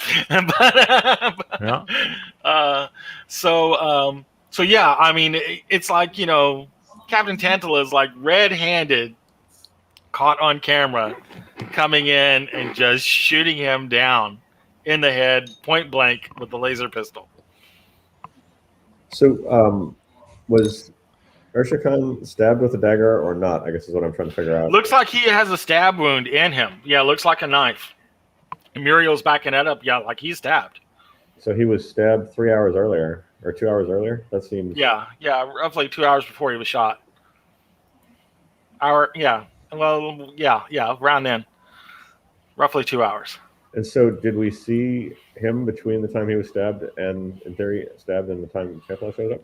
And that's the problem, is like you can only see down the hallway. You know, you only see like her going across in the office for a while, then coming back out and grabbing her stuff. You can't see what's happening in Urshikan's room. He probably doesn't want some things recorded. You know what's going on in his office, so yeah, and his living quarters, so that makes sense. So 3 a.m. Tantella shows up and then leaves shortly thereafter, and that's kind of the end of it. As he just keeps playing, till Martin comes in and sees the body right there on the floor. So I mean, Arassi's going to ask the captain, did you do this, and what's going on? Captain Tantella is being processed right now. He got hauled away. Yeah, he got hauled away. He totally got hauled away. I mean, you could go talk to him. Marge is like, she got hauled away. yeah. Tantella got hauled away. She got hauled away. Marge is like, I know this camera's got him red hand doing it, but I don't see why. I mean, I know he kind of pissed you all off by not paying you guys on the contract, but you guys were still working on the contract, right? Yeah, I don't think that there was any contention on that aspect. I mean, yeah. Well, Tantella was a little bit more. I mean, there was some rumor, there was some scuttlebutt around that, he was trying to weasel his way out of that contract again, but you guys were trying to keep it going. You're trying to buy some more time to find out who this guy was that's behind this thing. This person was that's behind this whole thing. It's him. I can see it's him on the camera. Well, maybe that what's her name stabbed him. Katerin stabbed him at 1, and then Tantella was somehow brainwashed to come up here and shoot him. But how do you explain the 2 wounds that are apparently fatal? Yeah, and Muriel looks at the stab wounds, and she's taking like blood samples and stuff like that from the wound, to type match it with anything else and stuff like that. And she's like, the wound itself isn't fatal. It's worse than it looks. He could have survived that. He might have went into shock for a while, and he has all the signs. You should look through the body, the advanced science and stuff like that. Like he might have went into shock for a while, and then was able to stumble towards the door. I could see that happening. This wound is it is dead in the chest, but they didn't hit anything that would have immediately killed him. So are we able to see in his quarters? Is there like a blood trail from where he may have been stabbed to where he may have been shot? Or make me some investigate rolls. All right.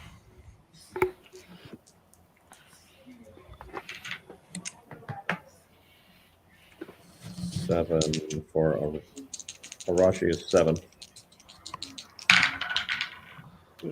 It's a dark carpet. You're having a hard time. 8 8 for Jason. Excellent. Does Rufus get advantage again because it's like possibly smelling it out? Oh yeah, good job, Rufus. Yeah, go for it. Recon and investigate as advantage. Yeah, get it at a boon. Where's my investigate on here? 8. Okay, excellent. So 2 8s. Those are each successes. Arassi's right behind you, but you're able to sniff it out, and Jason's points out like the few blood drops here and there that seeps through his clothes. It doesn't bleed a lot, but it's enough. He could have come out of that knife wound okay. He probably went into shock or something like that from being attacked. But she's like, something else isn't right here, and Muriel keeps looking at the blood on the NPC Muriel. And she's scanning the blood, and she's like, He's been drugged. He's been poisoned. Yeah, that's what I was thinking. It was just a cover. Yeah. Poisoned, stabbed, and shot all in the same night. That's a rough day. Yeah, I'm totally doing a Murder on the Orient Express kind of thing. Yeah. He was shot, stabbed, and poisoned. Yeah, so that could have caused him to lose consciousness for a while. That and the shock of being attacked. Did you tell what kind of poison it is or anything about it? She's looking at it and she's like, she's like,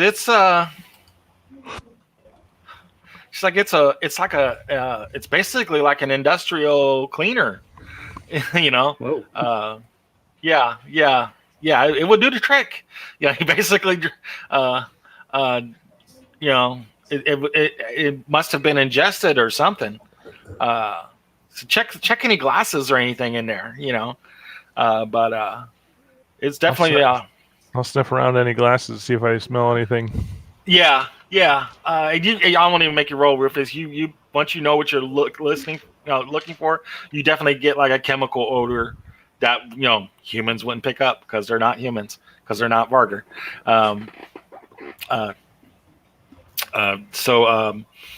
Being kind of back engineer, the backroom engineer, do I recognize the smell specifically? You know exactly what it is. Yeah. It's the kind of cleaner that you would use to clean filters with. It's the industrial kind of solvent you use to clean, to scrub filters. Well, I'm framed in there, so yeah, it's not looking good for you neither. Do you let them know that, Jason? I'm not Jason. I'm sorry, Rufus. Do you let them know, Rufus? No, I'm sorry, the not cameras is throwing me off, but my bad. I'm sorry. Oh, that's right. Is the other maintenance guy still in the suit, or is he out? Oh no, he's out by now, Moshi. Yeah, he was released yesterday. I wonder if this was revenge by him to poison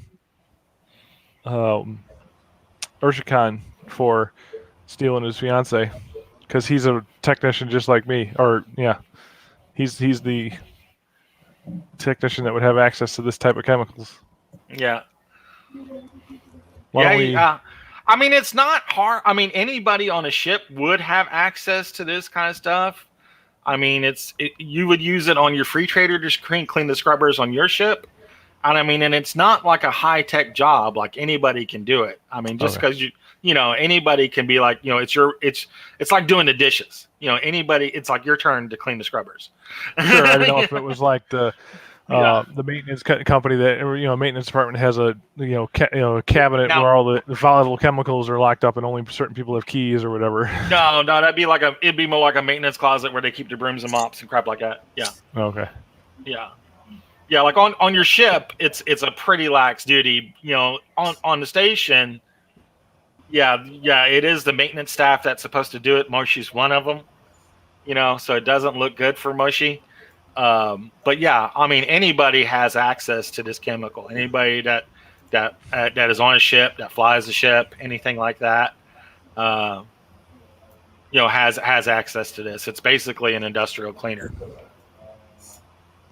So it looks like we may have 3 murderers all the same night. The question is, we don't have any hard evidence that any of these people, they were there, but that they actually did it. We don't know, right? Like, the cameras are pretty damning. You're not seeing them do the actual act except for Captain Tantella. Other than that, you're seeing like a woman in a flight suit come in that you guys have recognized as the estranged wife, leave later. What was the timeline between when she left and came back? I didn't. She was fairly early. She left. She came in at around 6:30. Left at about 7:30ish, right, 7:45. So I can't imagine him ingesting industrial chemicals and still being okay. Well, was he? And he wasn't seen outside of his room after that. Mm-mm. No. No. It could be that Sharik, his ex-wife or estranged wife, did the poisoning as well. Maybe, but Yeah. Kochi is another suspect, right? It's definitely a suspect. I mean, she was in there. You don't know what she did in there. She shouldn't be here, or nobody knows that she's here. I'm gonna look through the bottles on like his liquor cabinet, see if any of them have that smell.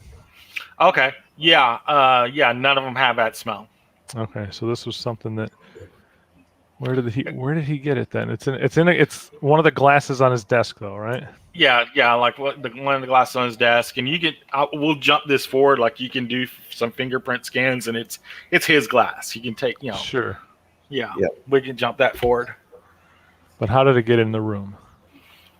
Because it's not like they tried to hide it from him and make him pour it and drink it, and it's not. I mean, depending on how much they were putting in there, I guess somebody could palm it or whatever. Yeah, like squirt it in with or pour it in with a little bottle. It could be done. They don't have to carry like the big giant jug in. Yeah. Yeah. Well, I was just thinking like here's a bottle of. Yeah, sure. The Muriel, I guess. Can she answer to about how long it would take based on like an estimated amount of liquid ingested, if depending on what's in the glass, how long it would take? Speaking on a non-medical kind of thing, it's like he would get sick. He would get really, really sick. Probably, by like 6 or so hours after ingesting this. Then the timeline would line up for it being the ex or the wife. Yeah. Yeah, it does kind of timeline does kind of line up. He would be getting really sick right around the time, Tantella comes in and does his thing. Or we just getting through it, trying to get. He would just be hanging on. If Tantella did not come to kill him, Tantella could have got him to the med bay and got him pumped. Did we actually see Tantella firing the shot on the video? You literally see him like walk right in, boom, okay, and then walk right out. And it's a laser pistol, so it's completely silent. All right, we did not see Katerin stab him. Did Katerin's knife have any blood on it when she was walking back? Focus. Yeah, you focusing. You guys did really good rolls on the medicine, on the video screen. I'm sorry, not the medicine, the video screen. You did really good scans on it. You can blow it up, and yeah, there is blood on the knife when she was walking. She's literally walking out. Yeah, it's pretty damning. Well, obviously we need to bring her in, but is there any evidence of the wife still being on ship? On station? Yeah, on station. I mean, she's like Marge is shutting down the station right now. Nobody's getting in or out. Whether she left that night, she's like no civilian craft has left the station. There was like a couple mining vessels that have gone out on their jobs, since that night or through the night. Like 2 mining vessels. She says she's sending requests out to find out if she's on board them, sneaked on board them somehow, But she is shutting down like the cargo bay now. Like nobody's getting in or out, and she's still waiting for the Bendasian government to send in their people with all the equipment. And she screamed at them to go full burn. Like they were supposed to be here in a week, they'll be here in like 4 days. So we need her to locate Sharik and Katerin if they're on the station. So is she on that? On the station, yeah. How to find her? Yeah. Marja can help us with that. Yeah. Marja can definitely help you with that. She's like, she's like, do you want to go talk to Captain Cantala? I mean, I don't think he did it. I really don't. But I mean, we got him right here. Didn't you say something? Are people about talking behind my back again? Am I suspended? Am I suspended in the interrogation room? You are in the suit. In the suit. Jason Yeah, said yeah. before. You're in the suit. That's what I figured. I'll just. You're I don't mind taking a break and having people do their thing. So that's fine. I'm floating around, listening to people misunderstand that I'm a beautiful woman. Well, couldn't possibly involved in anything like this. Yeah. So if we've got Marja looking for Shriek and Keterin, we certainly can go talk to Tantella. Yeah. Yeah, I mean, you can go and talk to Tantella real quick, like you do right there. And here we are back at the same scene again. But you guys can go and talk and stuff like that. Like, you know, unfortunately, Marja's just Marja's like, I just can't release him. You know, that's a bad look. You know? Am I getting close to the time when I was supposed to meet the? Oh God, no! You got oodles of time. This is like 8 a.m. Okay. Yeah. But by the time you guys have done all this investigation, yeah, we'll step it up to about 11. So you got time to talk to Tantella, and then probably need to hustle on over. Okay. Kind of deal. Because all that investigation. So I asked them if there's something I'm missing, because obviously I don't remember doing anything. If something happened, then we know that there was some psychic thing, and we know there's some that was smell of drugs. Maybe I've been drugged and somehow was hallucinating. Maybe you might want to go and speak to Carly that I was with, and you might want to find out if I was acting strange with her. Yep. All right, so Captain is saying I didn't do it, or I wasn't aware of doing it. It wasn't me. Although the video says it totally was me. It wasn't me. What time did you get back from? I left her at about 1:30 in the morning. So, and I remember going back to my room and just going to sleep. At least that's. So I don't remember anything else happening. I still did have a little bit of a headache.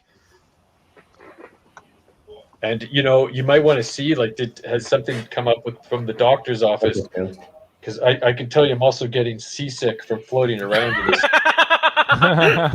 You're like the worst captain ever. You're not used to zero G. Worse than zero G. You can't fly a ship.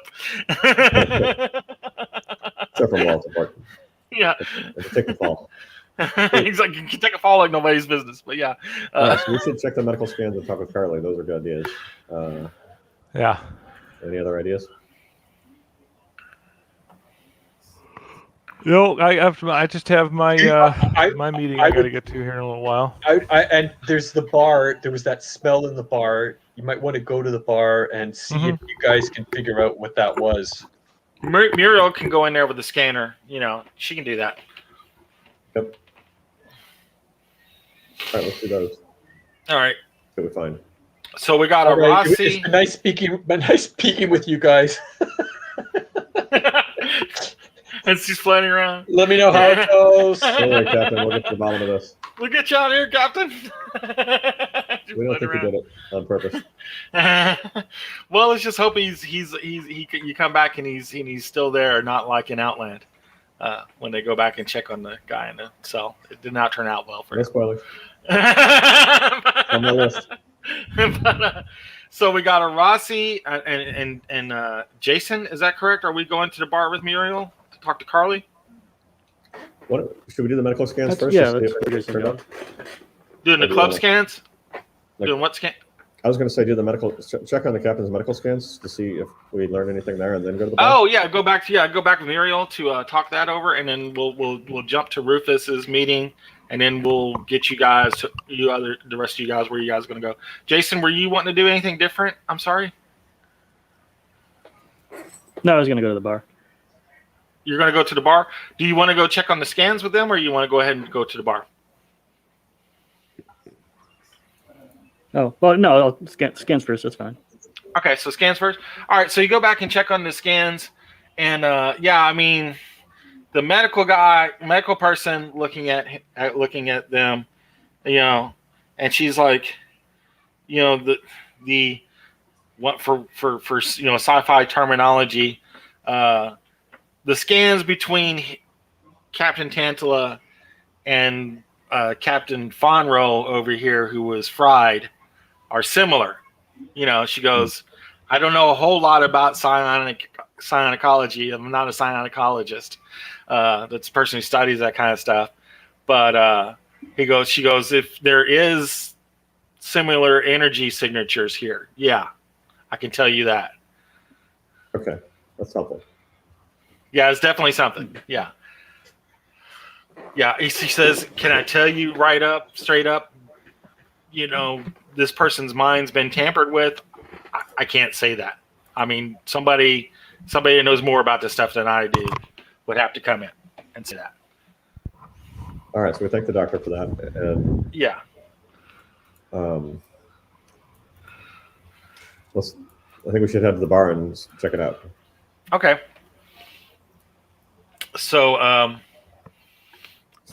yeah, let's do Rufus's meeting real quick, and then we'll go to the bar. So we're going to do Rufus's meeting. You're going to, and then after we get done with this, looks like you're doing this around the same time that Rossingham's doing the scan. You can head to the bar. Exactly. Sure. So yeah, you're going to the meeting with our man Mbaki. So yeah, going in and talking to him, and you go to his room. He has a much nicer room than like you have. He has like a full suite, not as nice as Urshikan's, of course, but he's got like one of the VIP rooms is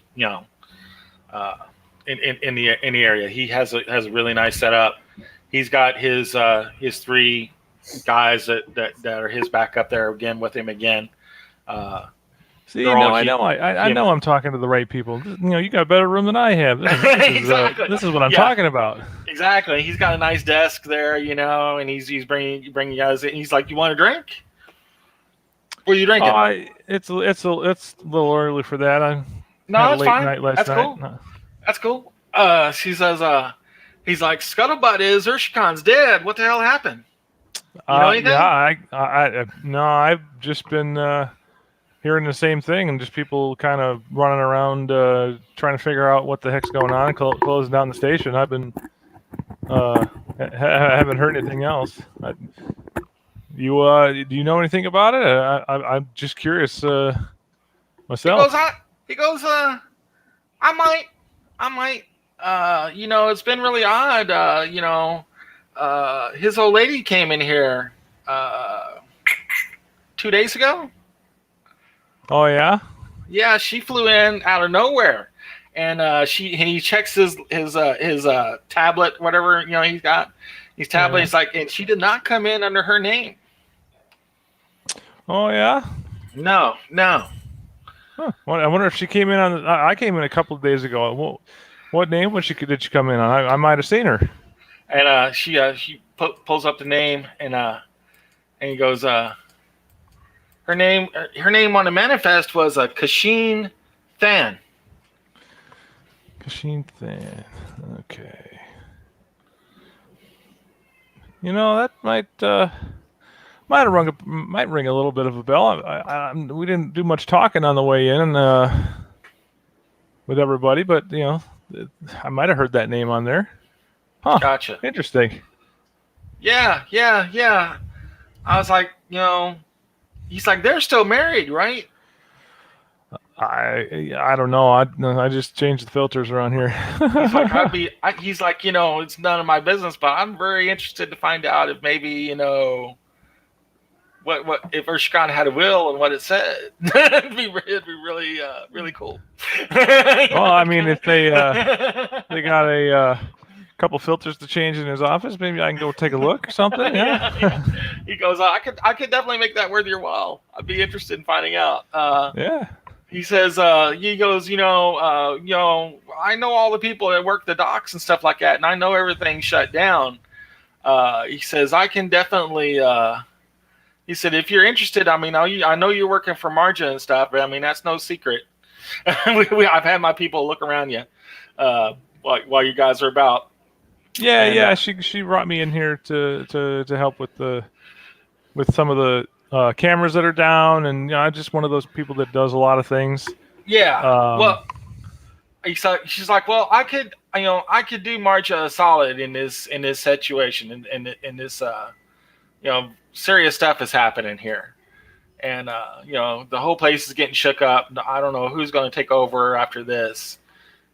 Maybe she is. I don't know. But if nobody can find this Sharik lady, his old lady, maybe I can sniff around and see if I can't track her down with you. I got eyes and ears all over the station. Well, I mean, I've been hearing something about this Omega or something around here. People are thinking it might have been something that they were doing this. Is that? I haven't heard that name yet since I've been on here. Is it another group around here? Gotcha. Make a deception roll. Yeah. You're basically trying to investigate your choice. 10 deception. 10. So yeah, you see his eyes kind of widen a little bit when you say Omega. He goes, man, not a whole lot of people in this station, know that word around here. He says, how do you know him? Oh, I get around this whole station all with all the stuff that I'm having to do. I just hear it. Yeah. Yeah.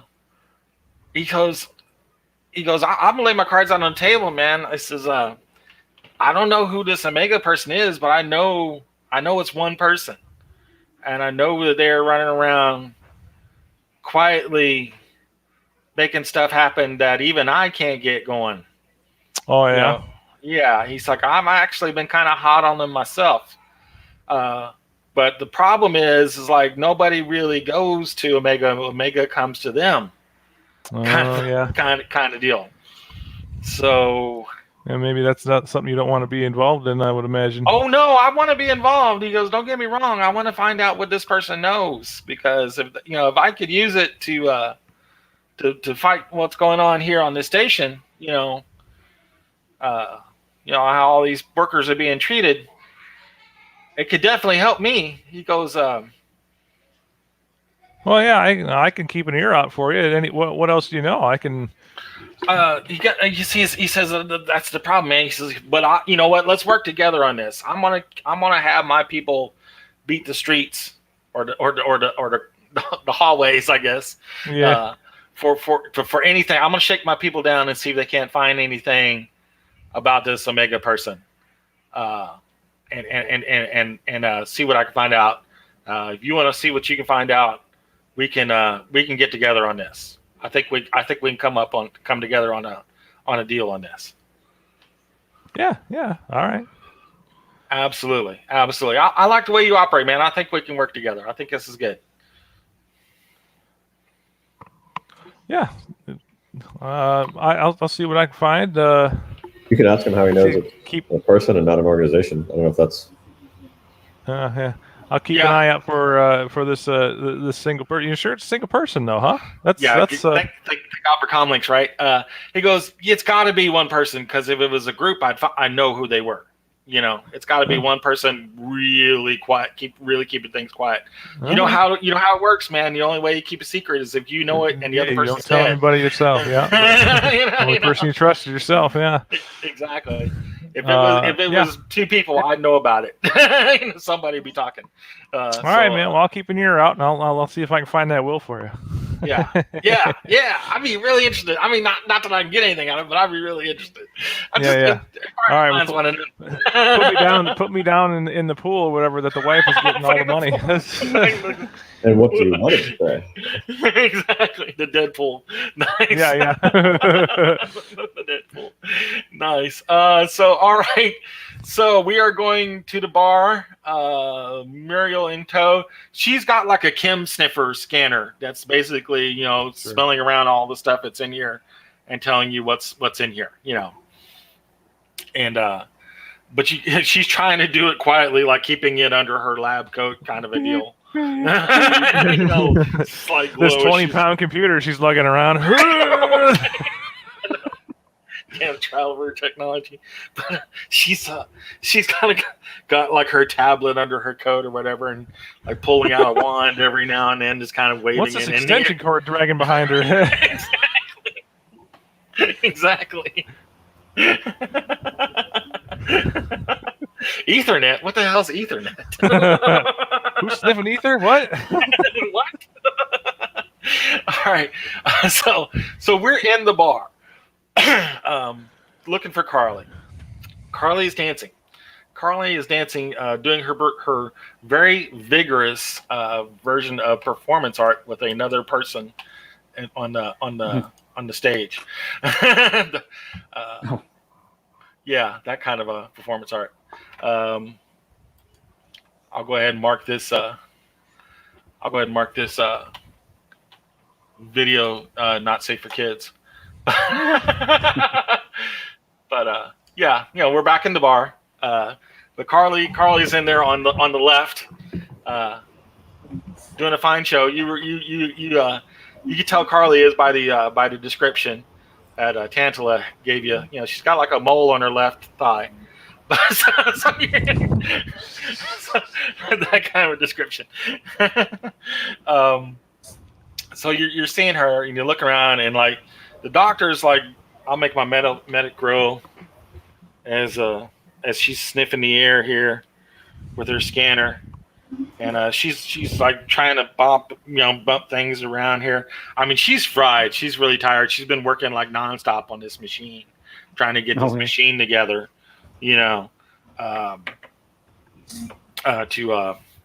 to get this thing going. And she's like getting on the screen. She's like, man, it's more like what this sensor isn't smelling. I can tell you easier. There is every kind of like, you know,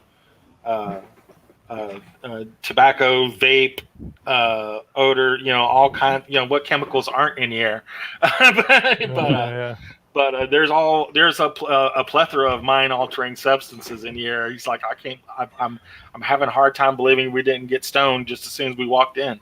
but you're definitely, yeah, everybody's like really calm. You know? And really hungry all of a sudden. Let's get some wings. Wings sound good. Just don't ask where they came from. Don't ask where they come from. They look like wings. They Do you look see like any chickens around here? You know, it might still be Captain Madsen wings from those who played in the previous game. It I'm might sure they be got still stickers. Captain Madsen's special wings. For Rossi and Jason, who did not play the previous episode, they disposed of the people who murdered Captain Madsen, the owner of the Saber 4. They cut off his arms and legs and head and stuffed him down the reclamation chute. Ooh. And they tried to get the torso down too, but they couldn't get it to fit.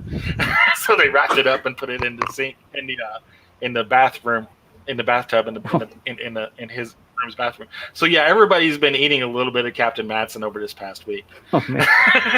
In the reclamation, they couldn't. I mean, it had been like 3 days before anybody had even found it. That kind of reclamation. Yeah, that kind of Full cycle. Yeah, you don't want to waste anything. It's a space station. Yeah, we got to. Matters matter. It tastes like chicken. Exactly.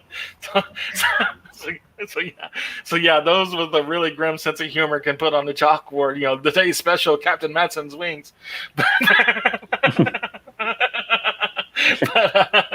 Yeah.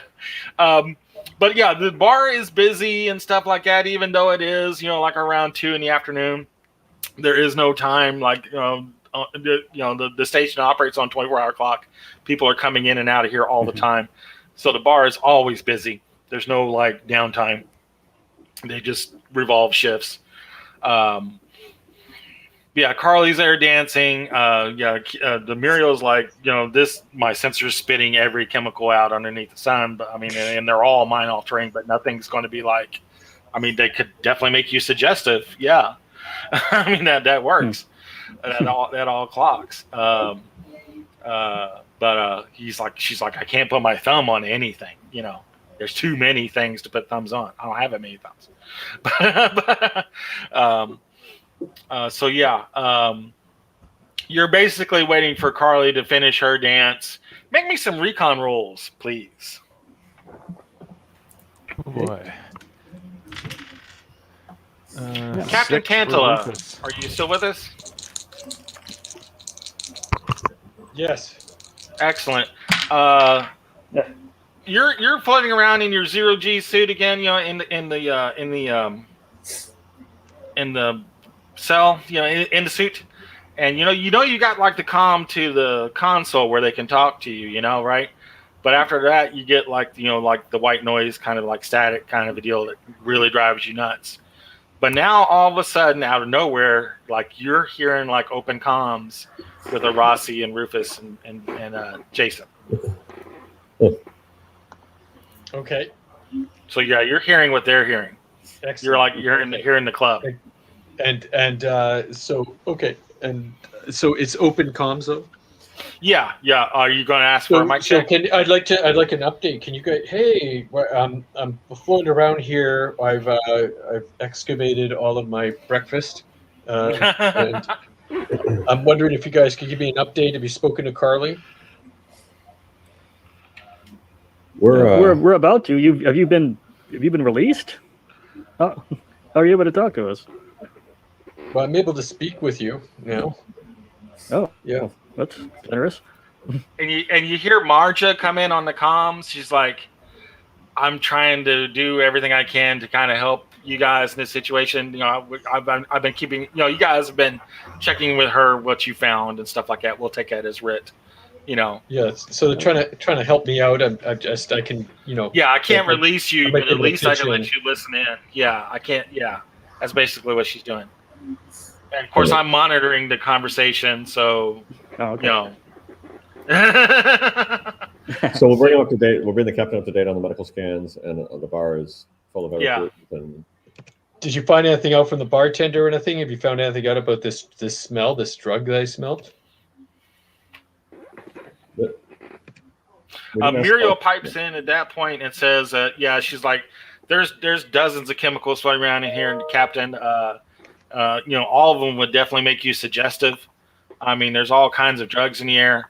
I can't say anything. It's just going to make you turn murder zombie on us. But they would definitely make you pliant.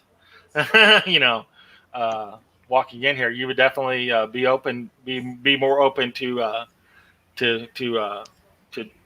suggestion than normal. it's also possible that Carly did something to him when they were alone. She did ask him if he wanted a drink in the bar. Tantella will tell you that. Yeah. Hey, how about that's a good idea. I hadn't even thought about that, but of course she could have put whatever in my drink. Although after I'd had the drink, I did go back and see you guys. Yeah. And for the bio scan. So that come out of that? Good question, Tantella. Yeah, they didn't see any. Yeah, you didn't drink anything. Yeah. Okay. So About when did her the captain apartment drink? that night. What drinks did the captain have, and when was Carly around relative to those drinks? Is my overall question. Yeah, I mean, you had a few drinks that are later that night afterwards. I think it's the smell that I had a headache after. There's some drug in there. Something's going on. Something's going on in suggestion. If there could be, it could take. Yeah. How are those recon rolls going, people, as you're looking around? Rufus got a 6. Just got 6. So 10 minus no skills would be 3. Minus 3 is 7. Yeah, but you're also using your I have intellect. the Jack of Trades. Does that work? Does Jack of Trades work for that? Jack of Trades, for each level that you have in Jack of Trades, you would take off a negative. So if you have a Take 2, off a negative. Yeah, because any skill that you're unskilled in, you get a -3. So if you have a Jack of all trades, a 7. So 7 would get Rossi to an 8. Elenluck will get Rossi to an 8. Excellent. Yeah. Rufus, was that your 7 or was it Jason's 7? Somebody else had a 7 too. Okay. But Rufus got a 7 after I had the Jack of Trades. So I'm hearing, Rufus 7, Jason 7, Rossi 8. Correct? No, Jason got a 5, no 7. Jason got 5. Oh, sorry. So, Jason, you're pretty high. in his bar right now. you got a really good strong whiff of something. You're kind of distracted, and of course, Carly is really she is a gifted performer. So you're watching her do her thing there on the stage, and you're like, yeah. getting a little starry-eyed. Jason, you've been on ship a long time, Jason. I don't know what else to tell you, brother. And you know she's friendly. Captain Tantella can attest to that. She's very friendly. Stay off, Carly. But Rossi, you know what happened? You know what happened to the last guy? Exactly. Did something like that. Apparently, you sleep with her and then you go shoot somebody in the head. That's how it happened, right? It was Carly's fault. You just wake up all pissed off and want to go shoot somebody in the head. Was the sex that bad? Was it that bad? He didn't spend the night. He was pissed. But Rossi, you notice with that 8, somebody is watching you, and they're trying hard to look like they're not watching you. But you just happen to look at them as they're looking away. All right, I point this out on the comms. Gotcha. And who is this person? Yeah, it is a quick look. Yeah. Yeah. Not being too obvious. I'm bringing you're bringing it out. Yeah, like you turn around and like this person, because it's easy to see. You're like basically bald chick behind me across the bar on the other side of the bar, like not too far from her. You're like, if this is your point of view, like on the other side of the bar towards where Carly is, there is a bald-headed chick, just like that. Like for half a second, you caught like the stank eye, and then she broke eye contact as you looked at her. Okay, I call this out on the comms. I think we need to question this lady. She's watching. All right, I'll make my way around the bar behind her and kind of I'll peel off from our group and go, I guess, flanking to cut her off if she tries to book it out the door, like I'm talking to other people. Okay, so you're walking around. Is this Jason or Rufus? I'm sorry. Rufus, yeah. All right, Jason, what are you doing?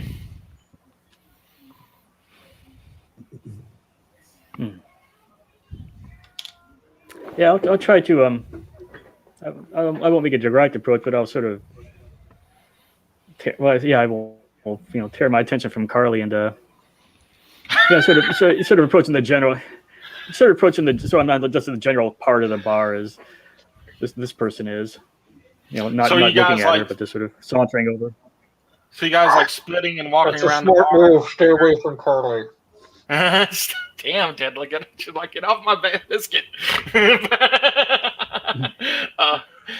So, Rufus, I take it you're going one way around the bar. Jason's going around the other way, basically flanking them. Is that correct? Yeah. Yep.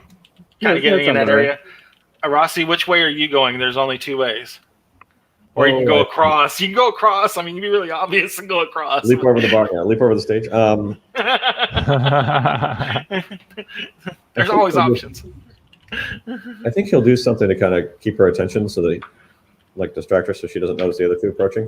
And just stay right there. He'll kind of like focus on her a little bit and see if he can freak her out a little bit with his attention. Kind of stare her down. Keep her distracted from them. Gotcha. All right. I just want to remind you guys that I did give Carly 200 credits to gain intel. Yeah. So she's paid. Yeah, she's been. Yeah. Well, when she's So on the it stage, wasn't for the we'll night. talk to her. It was for intelligence. I'm sure she remembers it differently. You got intelligence. You know where the mole is. But you can see the mole. Honestly. Yeah, it's on her thigh. It's right there. Jason's trying really hard not to touch it. So we're going around. You're basically trying to keep your attention on her. Make me a deception roll, Rossi, as you're trying to be decoy. 6 plus deception 7 plus Your intellect. That'd be 8. 8, excellent. So you're doing a good job. You're like, standing in the middle, being pretty obvious, I guess you're just looking around. Are you making it look like you're looking dead at her, or are you like looking around? I'm trying to kind of let her know that I'm under her. Okay, so you keep in a way that keeps her attention on me. Gotcha. So you're looking around and then you're looking at her. Yeah. And looking around, looking at her, kind of. So yeah, you see that, like, she's trying hard not to look at you, but you get the feeling she's keeping you in her peripheral vision. Yeah. Like she's looking down at her glass, but she can kind of see you there. Okay. Kind of deal.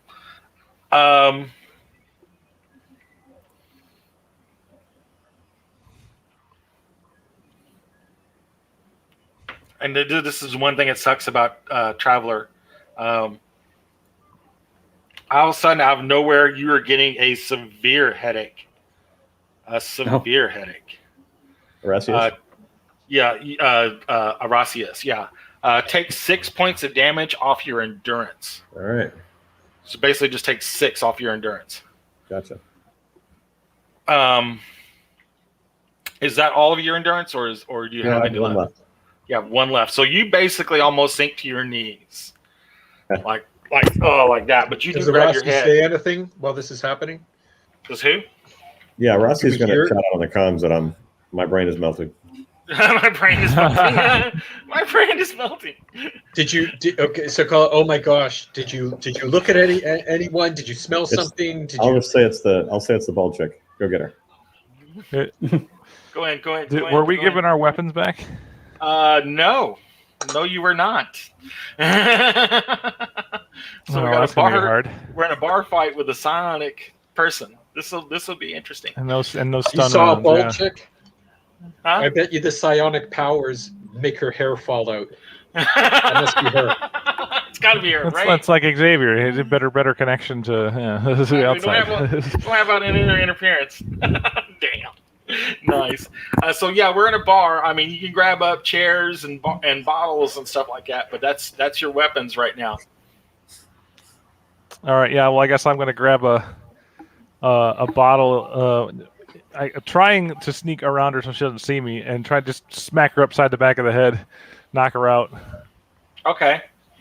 I see my companion drop and know what we're possibly dealing with here. All right, we're going to make that her surprise round. So everybody else, including Rossi, roll 2d6 and add your dex bonus or your intellect bonus, your choice.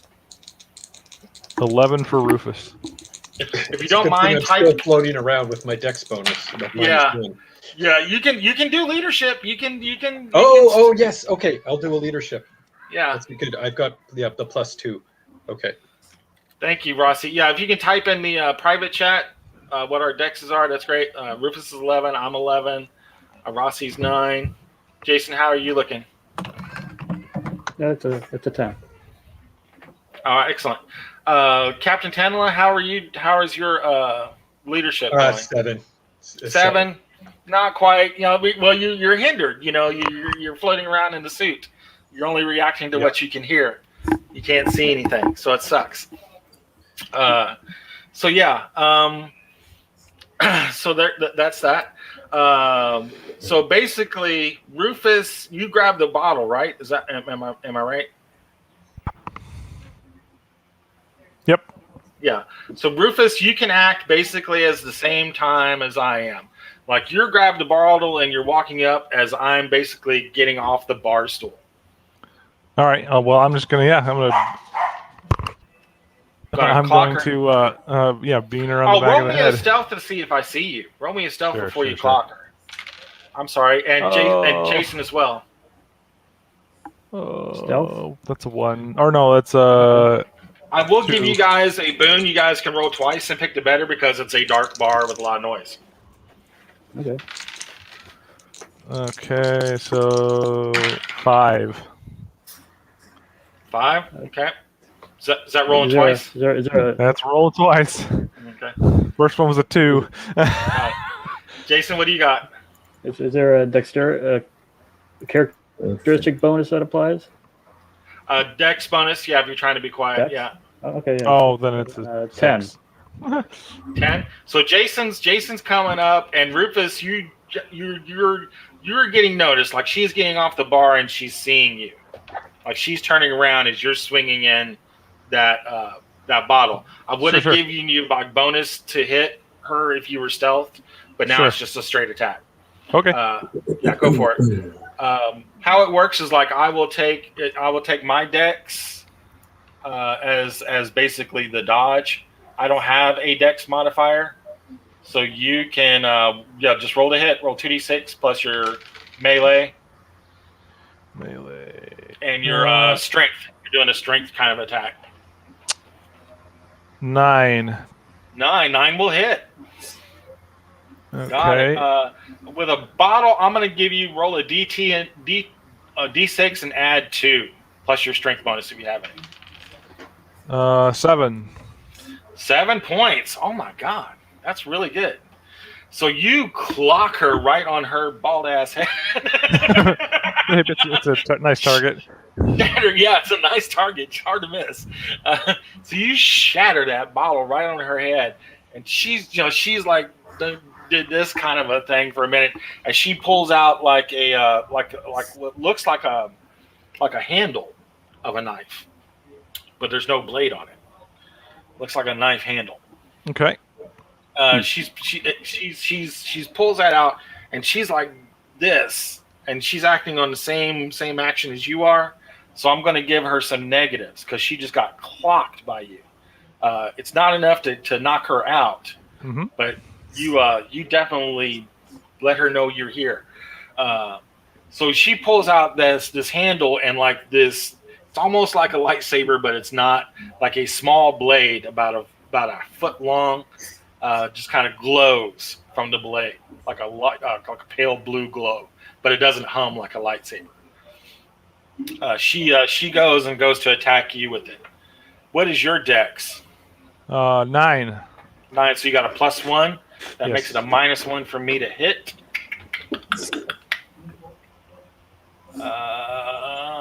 I am going to hit, my man. This is not good for you. Yeah, I don't have a ton of endurance. Yeah, that's all right. 7, 8, 9. I got 9 points attack to you, and it ignores armor. So your 5 points of armor from your suit, it goes right through it like it wasn't even there. Cool. I take it all your endurance. Oh yeah, that's gone. That's gone. How much? Now you can choose whether I take from your strength or your dex next. Your choice. Well, I'll take my dex. So I'll just carry over into dex. Yeah, and let me know if that's all gone or not. And that was out of 9. Yeah, it was a 9. Let's see. So 0 for that, and I am at a 6 for dex now. So my Dex? bonus is gone. Yeah, you're actually a -1 on anything dex based, which is fine. You're still in melee. You're still using your strength. But once that dex is gone, you're knocked out. Once I take two of your physical stats, you're out. If I take all 3 of them, you're dead. And endurance, with that being 0, does that go to like a -3 modifier? Yeah, if you're trying to do any test, it's -3 modifier. But okay. Yeah, so yeah, if I take 2 stats, you're knocked out. If I take all 3, you're dead. Sounds good. All right. Not, but really, yeah. Yeah, not really, but yeah. Rossi, you're across the bar. Jason. I'm sorry, Jason's next. Jason, what are you doing? I think I'm gonna try to get that strange weapon out of her hand. You're going to try to knock it out or wrestle her for it, or what are we doing? Yeah, wrestle for it. Okay, so that's basically like a straight melee. You would do melee roll, add your strength bonus. Okay. Yeah, be a straight roll. All right. 12. 12. Oh my goodness! So you just go tackling for her, right? And go tackle for her, and you're rolling around on the floor. And like when you tackle her, she's next to the bar. You grab the knife and you actually like clock her head up against the bar as you guys are going down. And she took like how many points before? 6 points. Something like that. 7. Yeah. Was it 6 or 7? I can't remember. It might have been 7. 7. Yeah. It was 7. Yeah. So roll me a D. Oh, no, wait a minute. So what did you roll to hit? 12? Yeah, total. Yeah. 12. Yeah. So you only needed an 8. So your effect in the Traveler game, what you rolled over to make it, you rolled 4 points over. So that goes to damage against her. All right. Since you weren't really trying to clock her or anything, I'm not going to let you roll like a D6 for the hit, but you do 4 points of damage from the attack, and she basically knocks her head against the bar. So, good job. She's kind of shaking her head a little bit as you guys both go down together. Out, man. Yeah. 7. So there's 7 done. Yeah. So you guys have done 11 points to her, which she can have some. Okay. Yeah. It's 2. You have to take 2 stats down to knock her out. So yeah, she's basically shaking her head. She's just been kind of clocked by both of you, but still with us. Rossi, I believe it is your turn. Okay, You're on so the other side of the bar, unfortunately. he's going to go in a straight line towards her and try to get her. If that means jumping across the stage or diving across the bar or whatever it is, it doesn't matter. Okay. It's a straight line. All right. As best you can. Make me a dex roll if you have athletics. That helps. Yeah, I can use athletics. So use athletics and your dex to heroically leap over the bar. All right, so my heroic leap is a 3 + 1 plus dex is 0, so that's 4. 4. So it's not as cool as you want it to be. Well, I do have a splitting headache. Yeah, you do. Yeah, you did. The floor is a little slippery up there, and yeah, somebody spilled a drink. Yeah, floor is a little slippery. There's stuff on the floor. We won't on the stage. We won't talk about. What's on the I'm stage. okay. Captain Tantella is okay with letting these people fight it out. However, I do say, Maj, there's a serious issue down there. Get all the security you can. There you go. Down to the bar. Maj is like, I'm on it. Thank you, Captain. And get someone to get me out of here. That's that So leadership. I can help. Someone get me out of here. Yeah, exactly. Okay, I just rolled. I did a leadership roll. I rolled 9 + 2, so 11. Got it. So yeah, so my manager's like, release Captain Tantella, and you see like the guards going and releasing you, kind of deal. Okay, I'm sure it'll take a little while to get that. It'll take a few rounds at least for you to get out of the suit and get down the elevator. And hopefully she's getting the security down to the bar. Exactly. I forgot about Muriel. I'll roll for Muriel. Oh, can I give them a? I've got military too, right? So Tactics. Yeah. Tactics military. Can I help with that at all? You would have to roll that at a Bane because you don't know exactly what's going on. You would have to roll twice and pick the worst. Okay, so is that roll? Okay, so in Traveler, it's roll 2d6 twice and pick the worst. Is that it? Yeah, exactly. Okay, so first roll is an 8. Second roll is an 11. Nice. So an the 8. First roll was an 8, so it was still an 8. So you're basically, telling them, So what do you hide behind the bar? The other one, make sure you outflank them. Go over here. Exactly. Stop backseat fighting. But yeah, you're telling them how to do it. punch like that. Punch like this. Exactly. So Muriel, who has no melee, is trying to attack and misses wildly. She tries to grab a chair and just clock her over the head with it, and hits the bar instead of her. So pieces of plastic and stuff's breaking apart and falling all over Jason and this person. So yeah, that's the round. We're back up to the top with Rufus and me. Rufus, what are you doing? Well, I don't know. If What's your dex first? Let me ask. negative R6 with a -1? Yeah. Yeah, I'm gonna go first then. Okay. Well, no, wait a minute. Yeah, because I got some negatives on mine as well. Yeah, you just beat me. Go ahead. All right, and I'm gonna grab another bottle off another table here and just clock her again because I broke the other one. Yeah. And I'm trying to knock her out like so non-lethal, but I don't want her dead. Yeah. Basically, Yeah. what it is. Yeah. So clocking her again. Gotcha. All right. So that is a melee. Roll your melee plus your strength bonus. Where's that at here?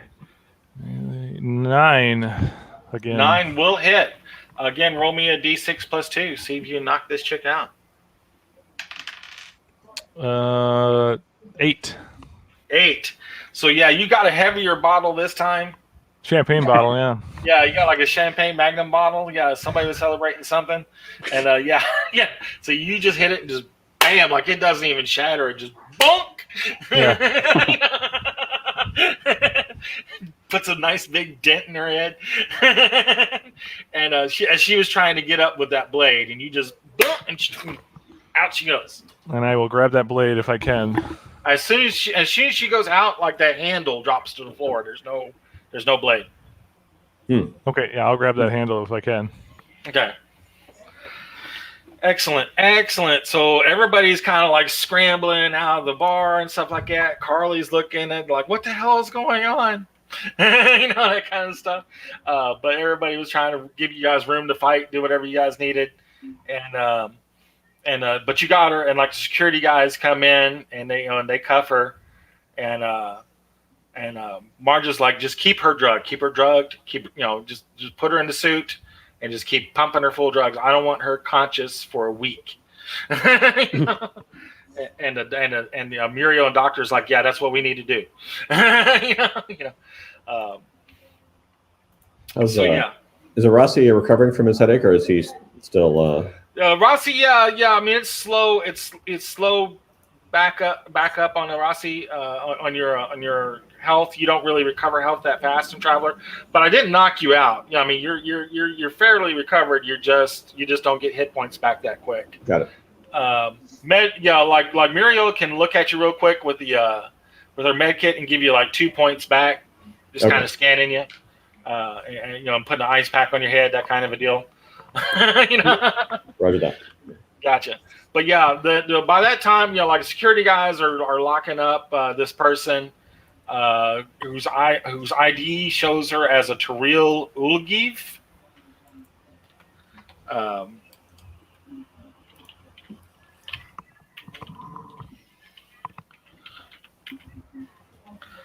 And she's that's what her ID shows her as.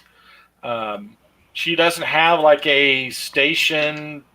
It's not like a station ID. She's not like a worker on the station or anything.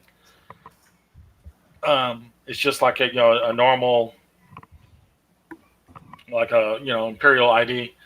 But it is forged. It's not right. Like I'm fast forwarding this. It's not a legit ID. Got it. You guys can look at it and scan it and stuff like that and jump forward in time and tell it's not like a legit ID. Sure. But yeah, we're basically doing a lot of epilogue stuff right now. Basically, she's down. The sonic thread is down. And that fun stuff. Cantala, you're back. You're down there now as they are cuffing her and taking her away. And Muriel's pumping her full of knockout drug, just enough for her to keep breathing. So, Tantella, what are you doing now that you're back with the group? Oh, sorry you missed the fight, but Oh, that's okay. I got to hear it. It was like listening to a soundtrack. Exactly. So okay, so we're pretty sure that she was the source of this. It's still an assumption, right? But I mean, it is. yeah, you can't. It's likely, I mean, but it's most likely. Like, yeah, like we can do a lot of investigation and stuff like that, and this can all be like epilogued out. Like, she's definitely Psy. As they go through the tapes of like, last night when you were talking to Carly, you do see her like sit up beside you on the other side of you when you were talking to Carly.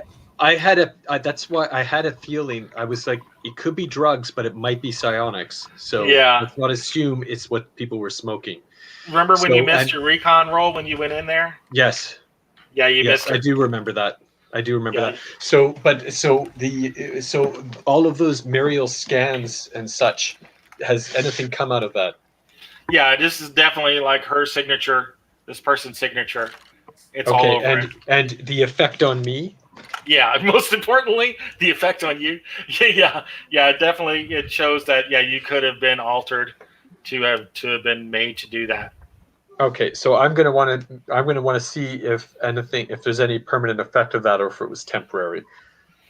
And honestly, you're probably gonna have some very long and lengthy talks with the Imperial Navy when they come into the station, and they'll do some scans. They'll see things on you that your mama never did. Okay. So the point is that I don't want this craziness to happen again. Exactly. Exactly. So we'll assume that it was me who actually did it, and that somehow I was controlled. And you can definitely see her kind of like doing this kind of a thing on the videotape, sitting beside you while you were really talking to Carly. You're in the zone. Okay.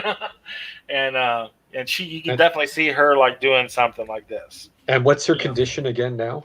Oh, she is completely out.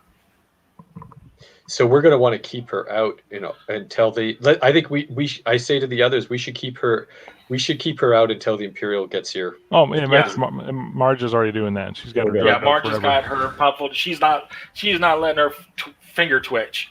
Let's get her sedated. Keep her sedated. This is easily the most dangerous person on the station.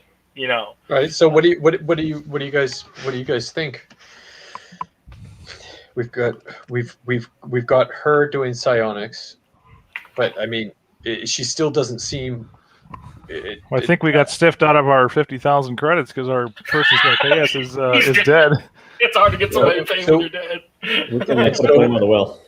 And so the motive with her going back to Carly, asking if Carly found any more information out. What does Carly know about her? Carly was just trying to get information on her, but Marja does like a scan of her face and her fingers and stuff like that, and they link her back to I don't know if you guys remember me saying about a year ago there was a shuttle accident. Yeah. That was supposedly sabotage. Yeah. Her brother was one of the crewmen on that shuttle, and was killed in an accident. So that was a year ago, and you see her. Everybody has they have all the reports of that shuttle thing. Again, there was rumors of sabotage and stuff like that, and she was very vocal, about it had to have been sabotage, and on the ship and stuff like that, or something was wrong with the ship. And as you guys all go through all of the records, and then even get into Urshikan's records, this is again all epilogued. Urshikan's records show from that accident that it wasn't sabotage; it was just really bad maintenance that the station didn't do, and he covered it. He covered it up and blamed it on sabotage. So she's got a grudge. She definitely has a grudge.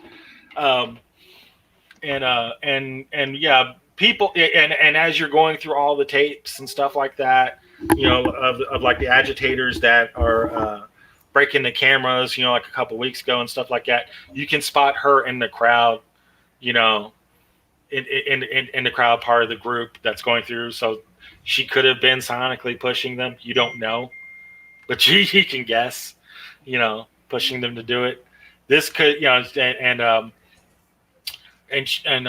there are definitely coded communiques between her and other people on her tablet for contracts to get things done, to do certain sabotages and stuff like that on the station,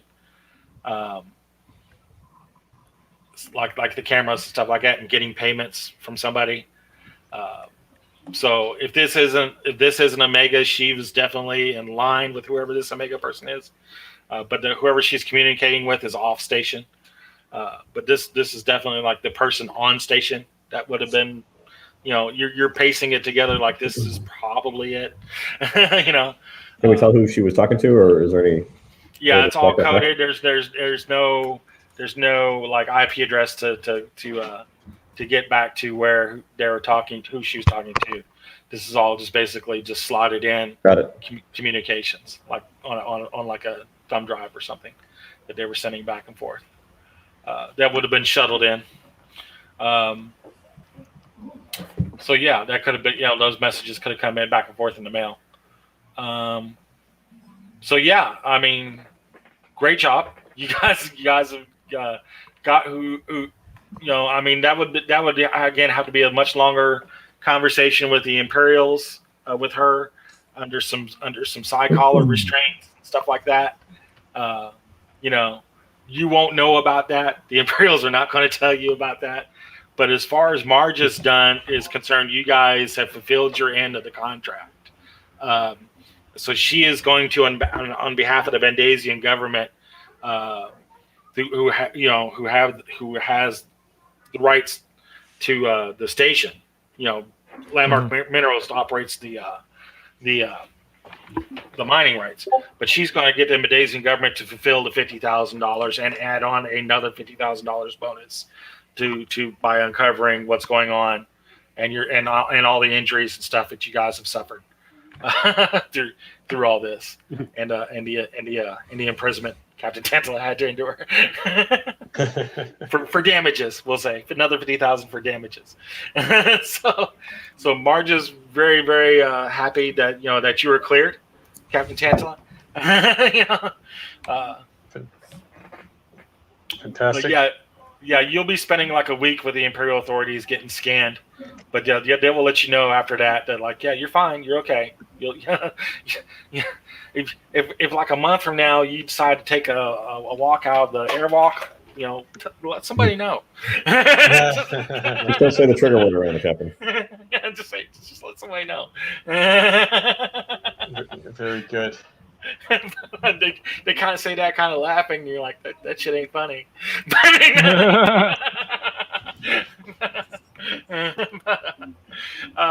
But yeah, that's game, people. We've done the mission. I hope you guys enjoyed it.